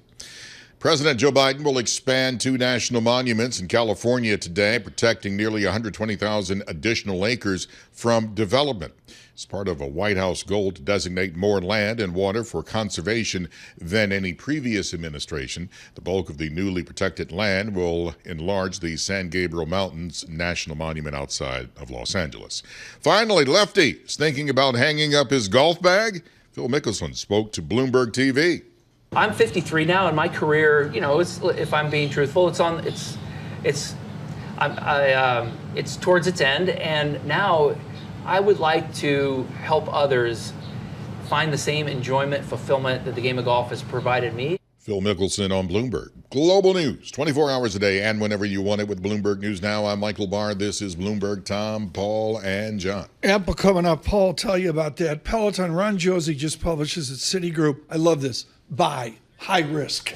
Yeah, exactly. That's right. I mean, this is a classic pandemic stock. When the lockdown happened, people were just rushing to buy these things, and the company was rushing to build them and get them out there, and they overexpanded, and so the backside and the pain is pretty tough. Let me quote: concurrently, the company announced a CEO transition and the fact that no one on the Bloomberg surveillance team uses the product. Thank you for that, Ron Josie. Bloomberg Surveillance.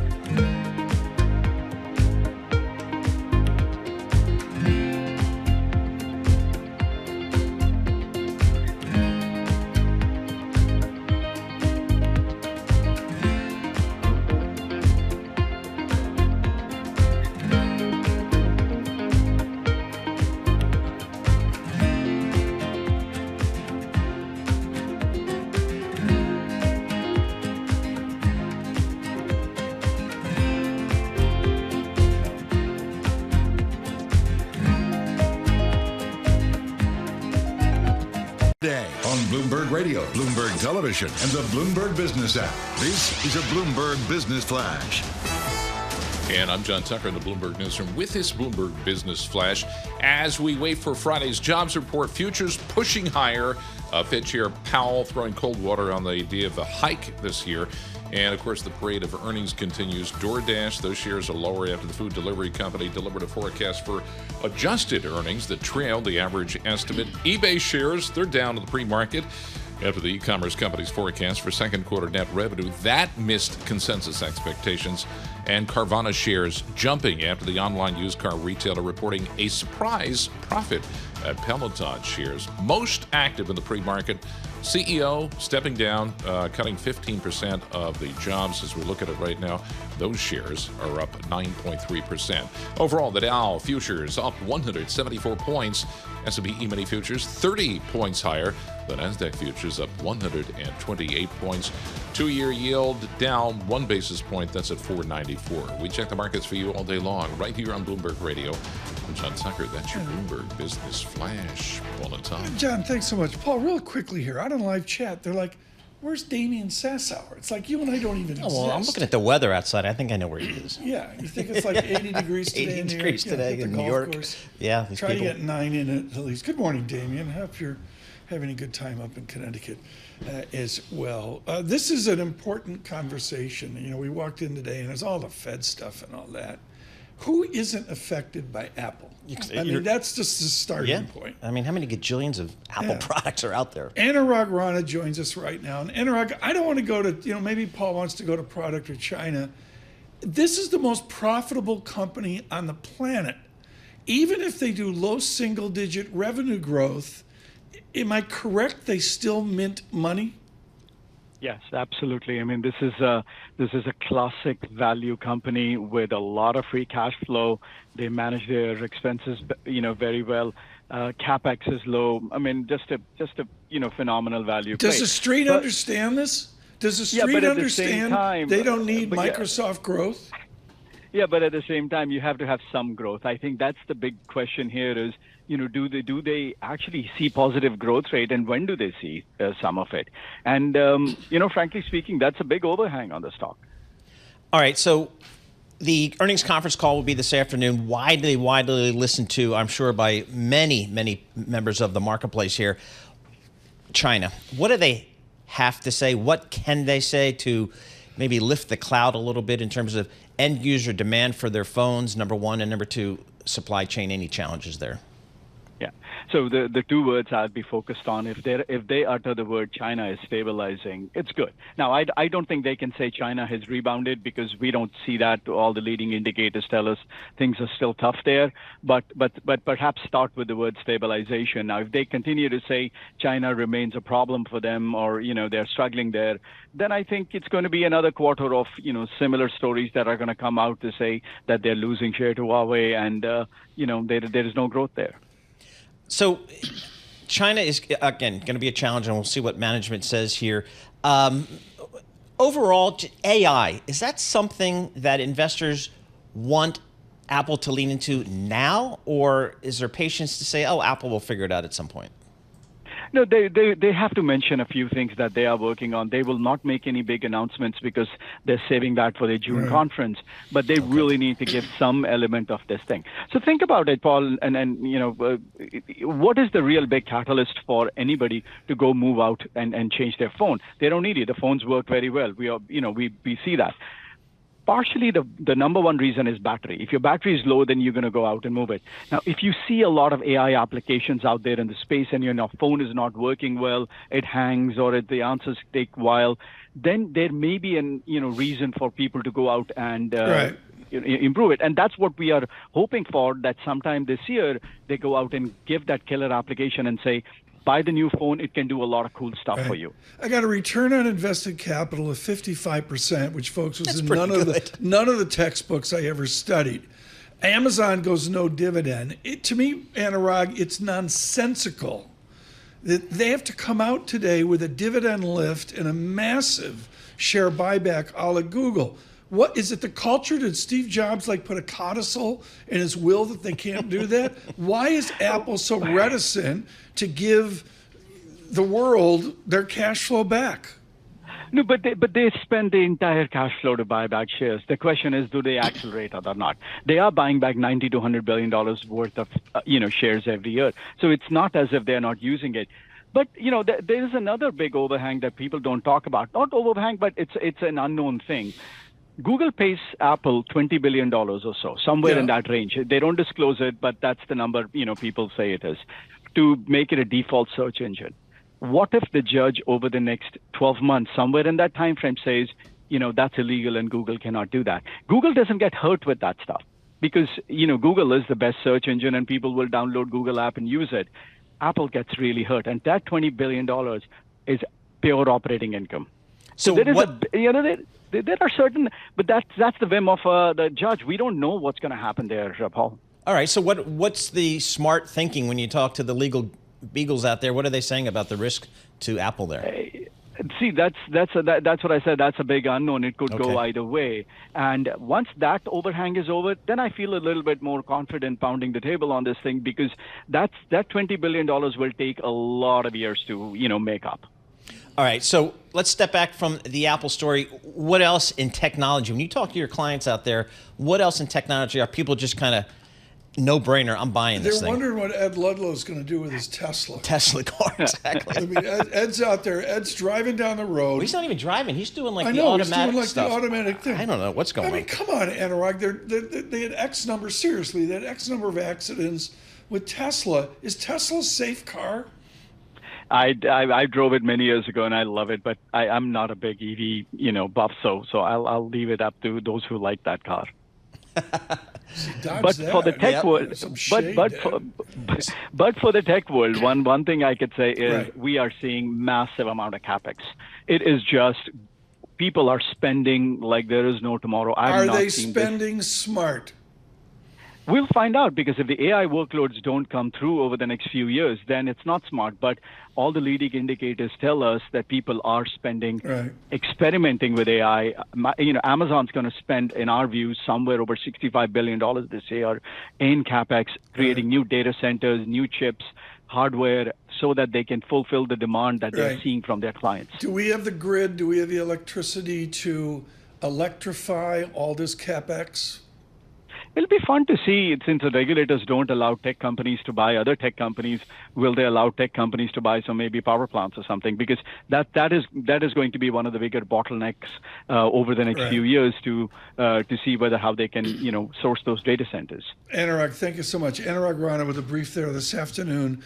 Tim and Carol and Tim, they will have the Apple earnings for you. Rich emails in and says, "Who's Ed Ludlow?" I know.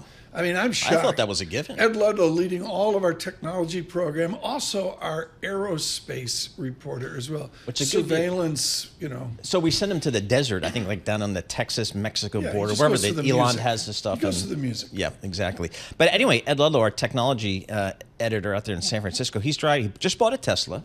It's out on Twitter. Follow him on Twitter because he's got some interesting real-time experience in driving this assisted driving. Yeah, I made a turn and the car didn't. Yeah, I mean, and he'll say, sorry, that's the... One of his recent tweets was his recent 30-minute commute to work went fine with the assisted driving. He didn't have to do much until they got to the Golden Gate Bridge, and then they had a problem figuring out which lane to get into. So, I don't get... I don't want to have a problem John with the Golden Tucker, Gate Bridge. What is a Tesla auto drive going to do with the congestion tax in New York City? Hopefully he'll not get charged.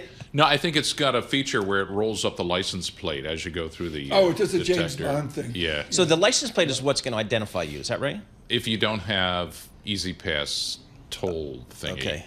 So it's an Easy Pass. Yeah, it reads the Easy Pass transponder. If you don't have that, presumably it's going to read the license plate, toll you at a higher rate, and then send the bill through the mail. If you don't pay that, your registration is suspended, and then you know. Seriously, and it's an unfair question. If you don't know the answer, that's fine.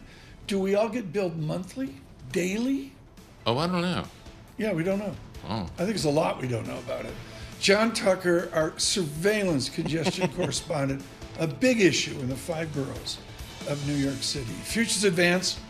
NASDAQ up 0.8%, up 143 points. A VIX 15.08. From New York City, Bloomberg surveillance.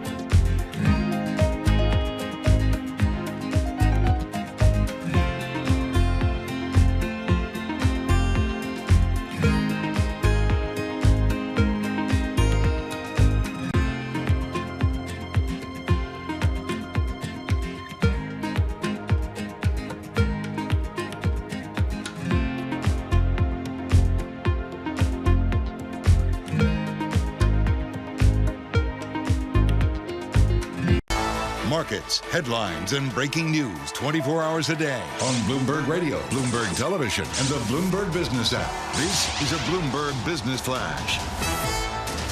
And I'm John Tucker in the Bloomberg Newsroom. Ahead of the opening bell from the New York Stock Exchange, futures have been pointing to a higher open all morning long. And there you have it, the opening bell at the New York Stock Exchange. Traders taking some comfort from the Fed's signal that there's no plan to raise interest rates right out of the gate. S&P 500 38 points higher. That's up about 0.8%. We're at 5,057 on the index. The Dow Jones Industrial Average up 231 points. That is a rise of 0.6% right now. And the NASDAQ 100 is up 0.9%, 158 points higher. Apple, most actively traded in the early going. Those shares up 1.7%. After we get their results after the close of regular trading today. And also Peloton with the CEO stepping down. Those shares 14% higher. And we check the markets for you all day long right here on Bloomberg Radio. That's your opening bell report. I'm John Tucker. Paul and Tom. Thanks so much, John. Right to it here. On the equity markets, and let's do a reset now on the levels, 38,134. SPX 5,055, NASDAQ 100 17,476. Linda Dissel is with Federated. Thrilled she could be with us today with Federated Hermes. Linda, I just want to cut to the chase here. What's short term for you? You mean in terms of time? Yeah. Oh, short term would be with the next several months. I look at short term in the market and the hysteria of going down 3 or 4% drawdown. I'm absolutely fascinated how we've lost our bearings on time frame. Have you seen that out there? That the new short term is something different than what you and I were weaned on? Yes. Oh, and I forgot to say thank you for having me on. Definitely over these decades, you've seen more and more the focus on short term. And I think you bring up the point that now it's even shorter term. And like you said, people panic from what is a general 3 times a year correction. I think that has a lot to do with the access that we have these days to all kinds of information, and how closely we're tied to it. So yesterday, Linda, we heard from Federal Reserve Chairman Jay Powell. I guess he seemed to take the rate hike off the table. Was that enough for you, or do you think that this Federal Reserve should be maybe doing more? I think that, we never really at Federated Hermes thought that they would raise interest rates next. It definitely seems like the next should be a cut as our economy is slowing. So in terms of doing more, we're definitely restrictive now. And I think that's what was interesting as to what he said yesterday, which is we are restrictive and disinflation seems to have stopped. And so therefore we need to stay higher for longer and longer. And we have said for a year and a half now, they're going to say higher for longer. Then we said higher for longer, longer. And now I'm going to say higher for longer, longer, and even longer. And you know what? We could be okay. That could be okay. I like the idea we'll be okay, and that's something that I think is not in the language right now. How will corporations adapt? Is just the short answer to right size and cut costs? Well, it's very interesting as well as we're going through this earnings season and what you just announced about Peloton. I was reading the comment that the president made. We're laying off 15% of our workforce because there is simply no other way to bring spending in line with revenues. This is where we are in the cycle, and this is where it gets a lot more interesting to be a stock picker because some companies can maintain their profit margins and others are going to suffer their profit margins. And then there's nothing else to do but cut people because, well, look how the stocks react. The stocks love it when you're cutting costs. Yep. And I think that's where we are in the cycle, and that's going to play out. And that's why I'm not particularly worried about them raising rates. It's more like a question of the next catalyst being an noticeable unemployment acceleration. Okay. Which we don't have yet. All right, Linda, if you're not too concerned about the rate environment, that brings us to earnings. And we're more than halfway through this S&P earnings season here. What are you seeing? Anything out there that's concerning you? What I think is particularly concerning, it is a mixed earnings season. And while earnings are better than the low bar that was put 4th at the beginning of this earnings season. It's being beaten. That's all good. It's good. And whatever pullback we're having in general for the market seems to be price to earnings related. And that's kind of good for a correction as well. But when a company disappoints in whatever way that the market doesn't like what they hear, they get hit for 10, 15%, or they go up 10 or 15%. And that's not normal. That's not, I don't feel like that's healthy at all. So I think there's a lot of short triggers out there, and I think that goes to what Tom was saying about short-term nature in our views. Linda Dissel has an acclaimed note, folks, and everybody reads it because it's totally twisted. Up top, she's making the golf course tour. I love this. She's going to York, Pennsylvania, air conditioning world of, whatever, York, and we all know that. Then she goes spicy to Baltimore. She checked out the Orioles. Yep. Linda Dissel's, looking down on McCormick and their headquarters at the Hayfields Country Club. And then she's up at my old haunt. She's out at Oak Hill Country Club. That's where I first heard the Rolling Stones. Oak Hill Country Club, where they had the Open. And she's out there in real America looking at where the fancy people play the golf courses. Linda, my big take with Bloomberg is we're all looking at 3 zip codes in New York City. You're living in Pittsburgh. You're out there at these golf courses. Is there a manufacturing renaissance going on in York, in Baltimore with McCormick, in Rochester? Is there a new manufacturing renaissance going out there that New York's blind to? I don't know about a manufacturing renaissance. The strength that I see is still in services.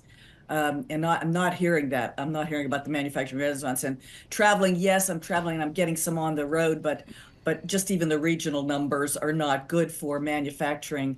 We're kind of in a steady state situation. What I find very interesting is what I'm hearing in my travels these days is what I think of as the recession. People losing their jobs that are making $125,000 and plus.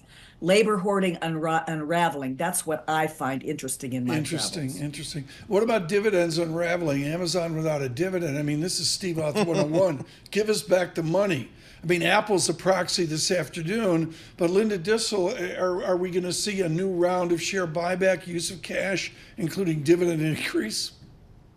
Well, I think definitely we're going to continue to see buybacks, and we have done so. That's been one of the strengths that we've seen here.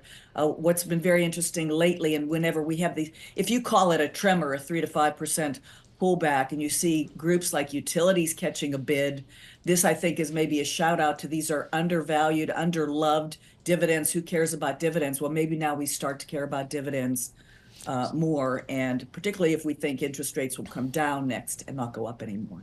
So, Linda, as we think about sectors to look at here, as we parse through the earnings here, are we still overweight technology and then maybe try to find some value other places? I mean, is technology still the engine that has to pull this train here? Technology seriously has it going on, and so I wouldn't downplay that at all, except we obviously see that the Magnificent Seven has frayed a bit here, and again, some big moves in the names in terms of up or down. So it would be natural if you said, as we have at Federated Hermes for some time, you will see a broadening. We've been saying it before others, I think, and we see broadening first throughout technology, and that's good, and then we see it throughout the rest of large cap cyclical. That's value with the cyclical side, and we're seeing that too. So we've had an overweight in energy and financials. Energy, well, not sure yet how it's catching a bid, but financials sure have, and healthcare as well. At Federated, what are you actually seeing with what people are doing with money market funds? I'm going to go old school. I got 3 months LIBOR, 5.60%. Wow. What are people doing with money market funds, Linda Dissel? Well, people just are thrilled with what you're getting from money market funds. And of course, we are benefiting from that. And what I hear as I travel is a lot of advisors and their clients are kind of, even as we're saying, you should go out the risk spectrum in terms of the yield curve in terms of the bond market, and because you can get NAV when you can get price appreciation when yields come down, and they're like, I don't know, I really like my cash. They're kind of having a hard time moving off the cash. So when Fed chairman says longer for longer, they say, you know what, I am good, and it's a great way to sleep at night, particularly if you're an aging baby boomer. Linda, thanks for the overview. Thanks for the tours of the freshwater golf courses from York to Baltimore up to Rochester, New York as well. Linda Dissel with Federated Hermes this morning, up 138 points. I don't know, it's sort of round trip. Up we went with Powell, down we went, we come back. That's all there is to it. Yep, well, here we are. I don't know what to make a little bit higher here. VIX 15.24. With our news in New York City, Michael Barr. Thank you very much, Tom. Paul, John, police in tactical gear moved in on protesters on the UCLA campus this morning. Some demonstrators left, others did not. This student demonstrator supports the Palestinians. Police uphold the system of oppression. And, obviously it's not right. They're just upholding the status quo. So we need to resist and we need to keep protesting. And that's the only way change will be made. Former LAPD police officer and former Los Angeles City Council member Dennis Zine said the encampment will be cleared and those who did not voluntarily leave will face the consequences. What we see happening is the methodical process of clearing the encampment, arresting the individuals, and you'll start seeing those arrests and the plastic cuffs placed on the individuals, and they'll all be going to jail. Former Officer Zine spoke to CBS. Testimony is scheduled to resume today in former President Trump's criminal hush money trial in New York. But first, Judge Juan Merchan has again scheduled a hearing to consider whether to hold Trump in criminal contempt for violating his gag order, this time on 4 additional occasions. The judge already ruled Trump violated the gag order 9 times and fined him $9,000. Trump focused part of yesterday's campaign rally in Freeland, Michigan, on the judgments against him in several cases, including the gag order. Unconstitutionally gagged. He gagged me. So I'm not even supposed to be, I would say, talking to you because he gagged me. Prosecutors are seeking $1,000 fines for each of 4 comments by Trump that they say violated a judge's gag order. President Joe Biden including ally Japan, along with rivals China and Russia, in a list of countries he called xenophobic in a speech at a campaign fundraising event in Washington. Biden reiterated remarks he made last month, linking China's economic woes to its unwillingness to accept immigration. Global news 24 hours a day and whenever you want it with Bloomberg News Now. I'm Michael Barr. This is Bloomberg. Tom, Paul, John. Here's the single most important sentence in a lengthy Wikipedia. By 1991, Serena Williams had a 46-3 record in the USTA Junior Tour and was ranked number 1 among under 10-year-old players. Her father stopped sending his daughters on the tournament so they could go slowly. That's his language. Okay. This is the most important athlete ever where they didn't get on the jockocracy. Yep. He fought it. Their father fought the whole way to try to be normal. Yep. I mean, more than any other athlete I know. Yeah, it's an extraordinary story. I mean, I kind of feel like she's the best player in tennis, period, of all time. Completely changed. I mean, of you any know, male, the metal the tennis racket came out. That was a big deal, but Yep. she changed the game. Yeah, I think so. You're right. And I was thinking about this. I had a conversation with somebody, Serena Williams or Billie Jean King, and I started thinking about it. It's like, you got to say Serena Williams. I would say Serena. Extraordinary. A little bit. We're going to talk about that coming up here. We've got Jason Kelly coming to darken the door, but I just, in the whole jockocracy No, of he's America. not darkening the door. You know where he is? Oh. Miami. You know what's in Miami? You know. The F1. He's with those people. Oh, man. Those types of people. He's in Miami for F1. How come we didn't get, I didn't even get a whiff of an invite for that. Did we? I think it's Rich's fault. What are I'm we? blaming. We're like crumbs on the floor. Look at us. I can't even get on I-80 here, man. And then my man's in my, dude. When Jason comes back to New York, does he have to do congestion pricing? I don't think so. Or is he so special he doesn't have so. No, he just bypasses He gets that. a waiver on that. He gets a waiver. We're going to do that. We're going to talk to Jason Kelly about this coming up from Miami. But I just think this is just one of the hugest stories for every parent out there. Yep. Incredibly gifted, and the father just said, we're not doing the jockocracy. Yeah. I just think it's an amazing story. Right now, we got the Dow up 110 points, VIX 15.28. The real yield gets coming back up a little bit, 2.27%. Bloomberg surveillance.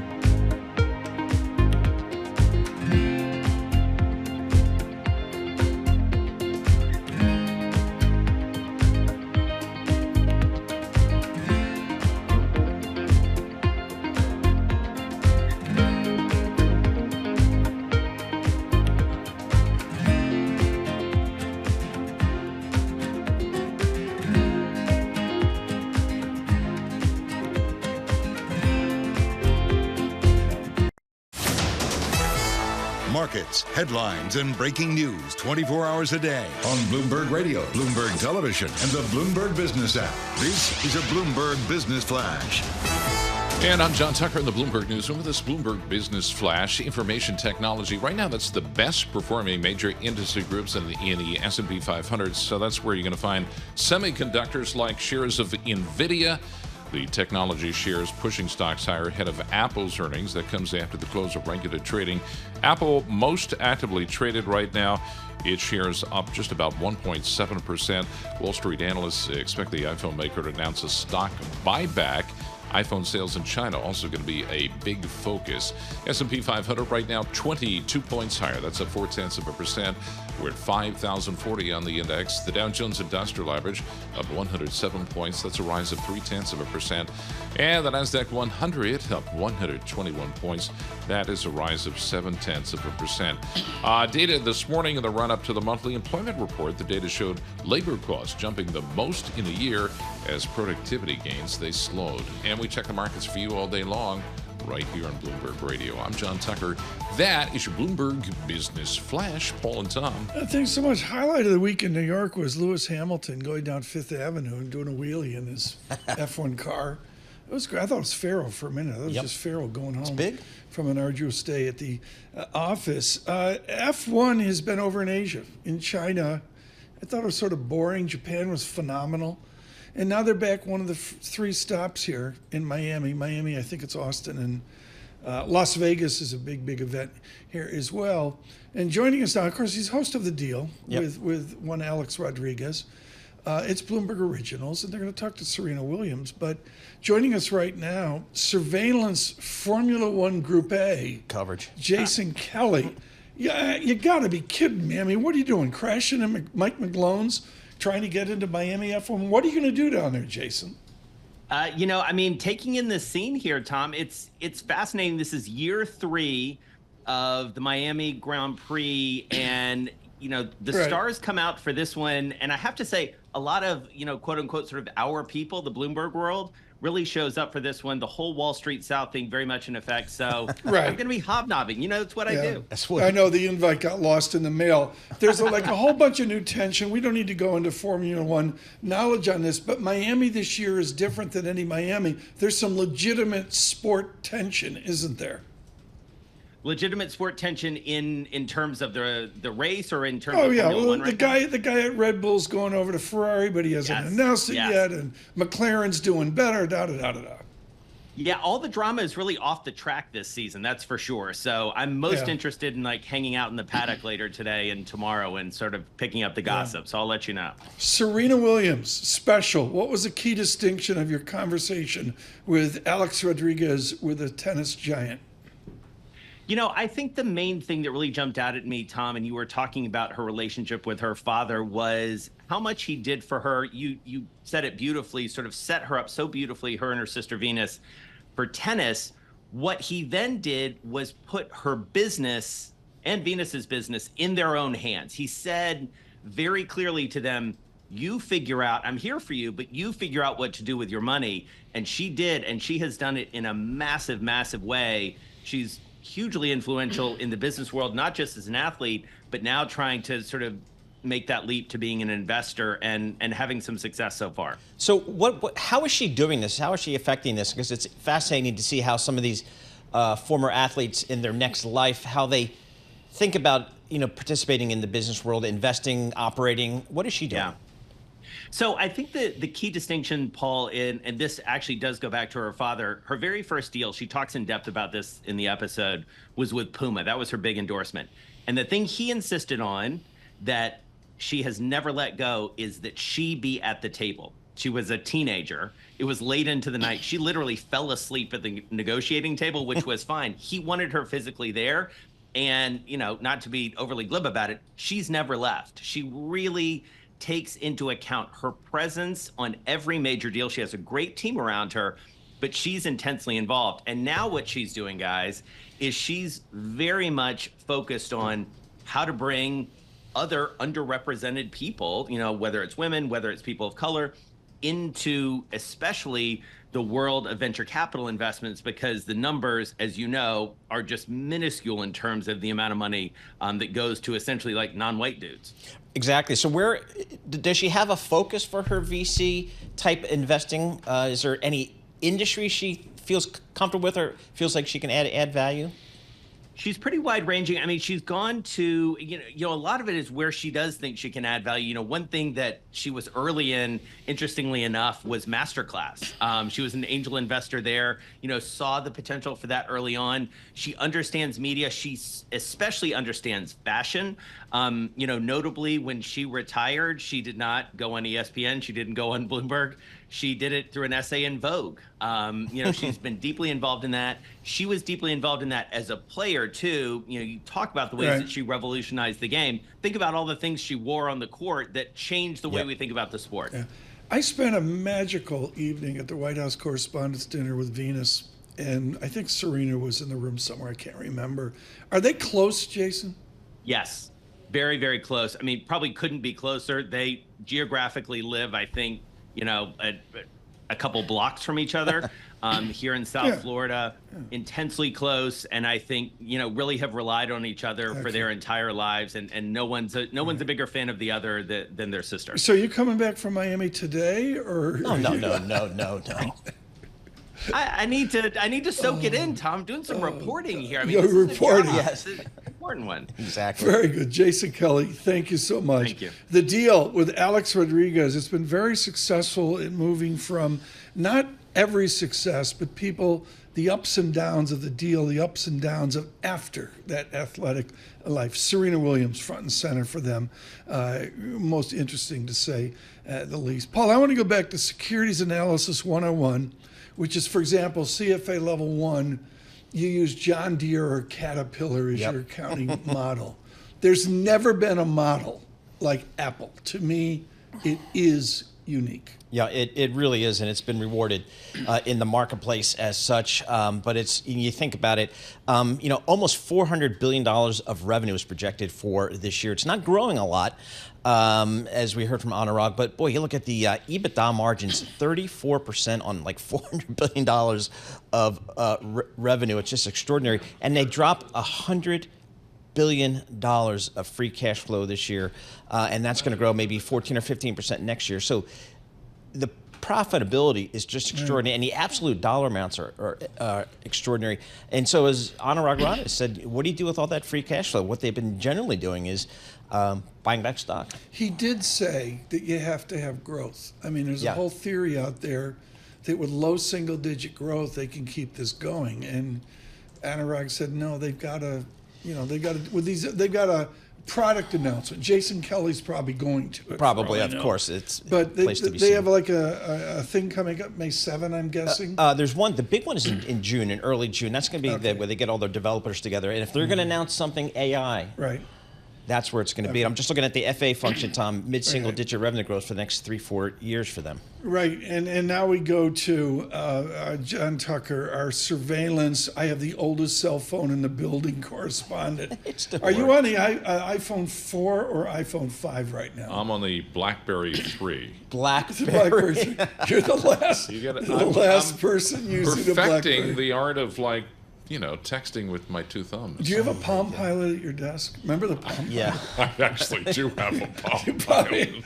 That was very cool. And there's your technology report from John Tucker. Apple what? This way. It's like when Michael Douglas fell down the hill in that movie with Kathleen Turner. Right. And had the big ugly cell phone. That's what he's in the Hummer H2 going through the tunnel. My cell phone doubles as a weapon. Exactly. That's good. This has been an amazing day. I can't say enough about our booking team. Richard Porter and Michael Feroli back to back. Yep. I'm sorry, that's what this is about. This song, it's amazing to me, the history of this song with the gifted Bryan Adams of Canada. He gave this to Blue Oyster Cult. They said no. Then he went to 38 Special. They said no. He said, damn, I'll have to record it myself. And it was this ginormous hit. Good morning.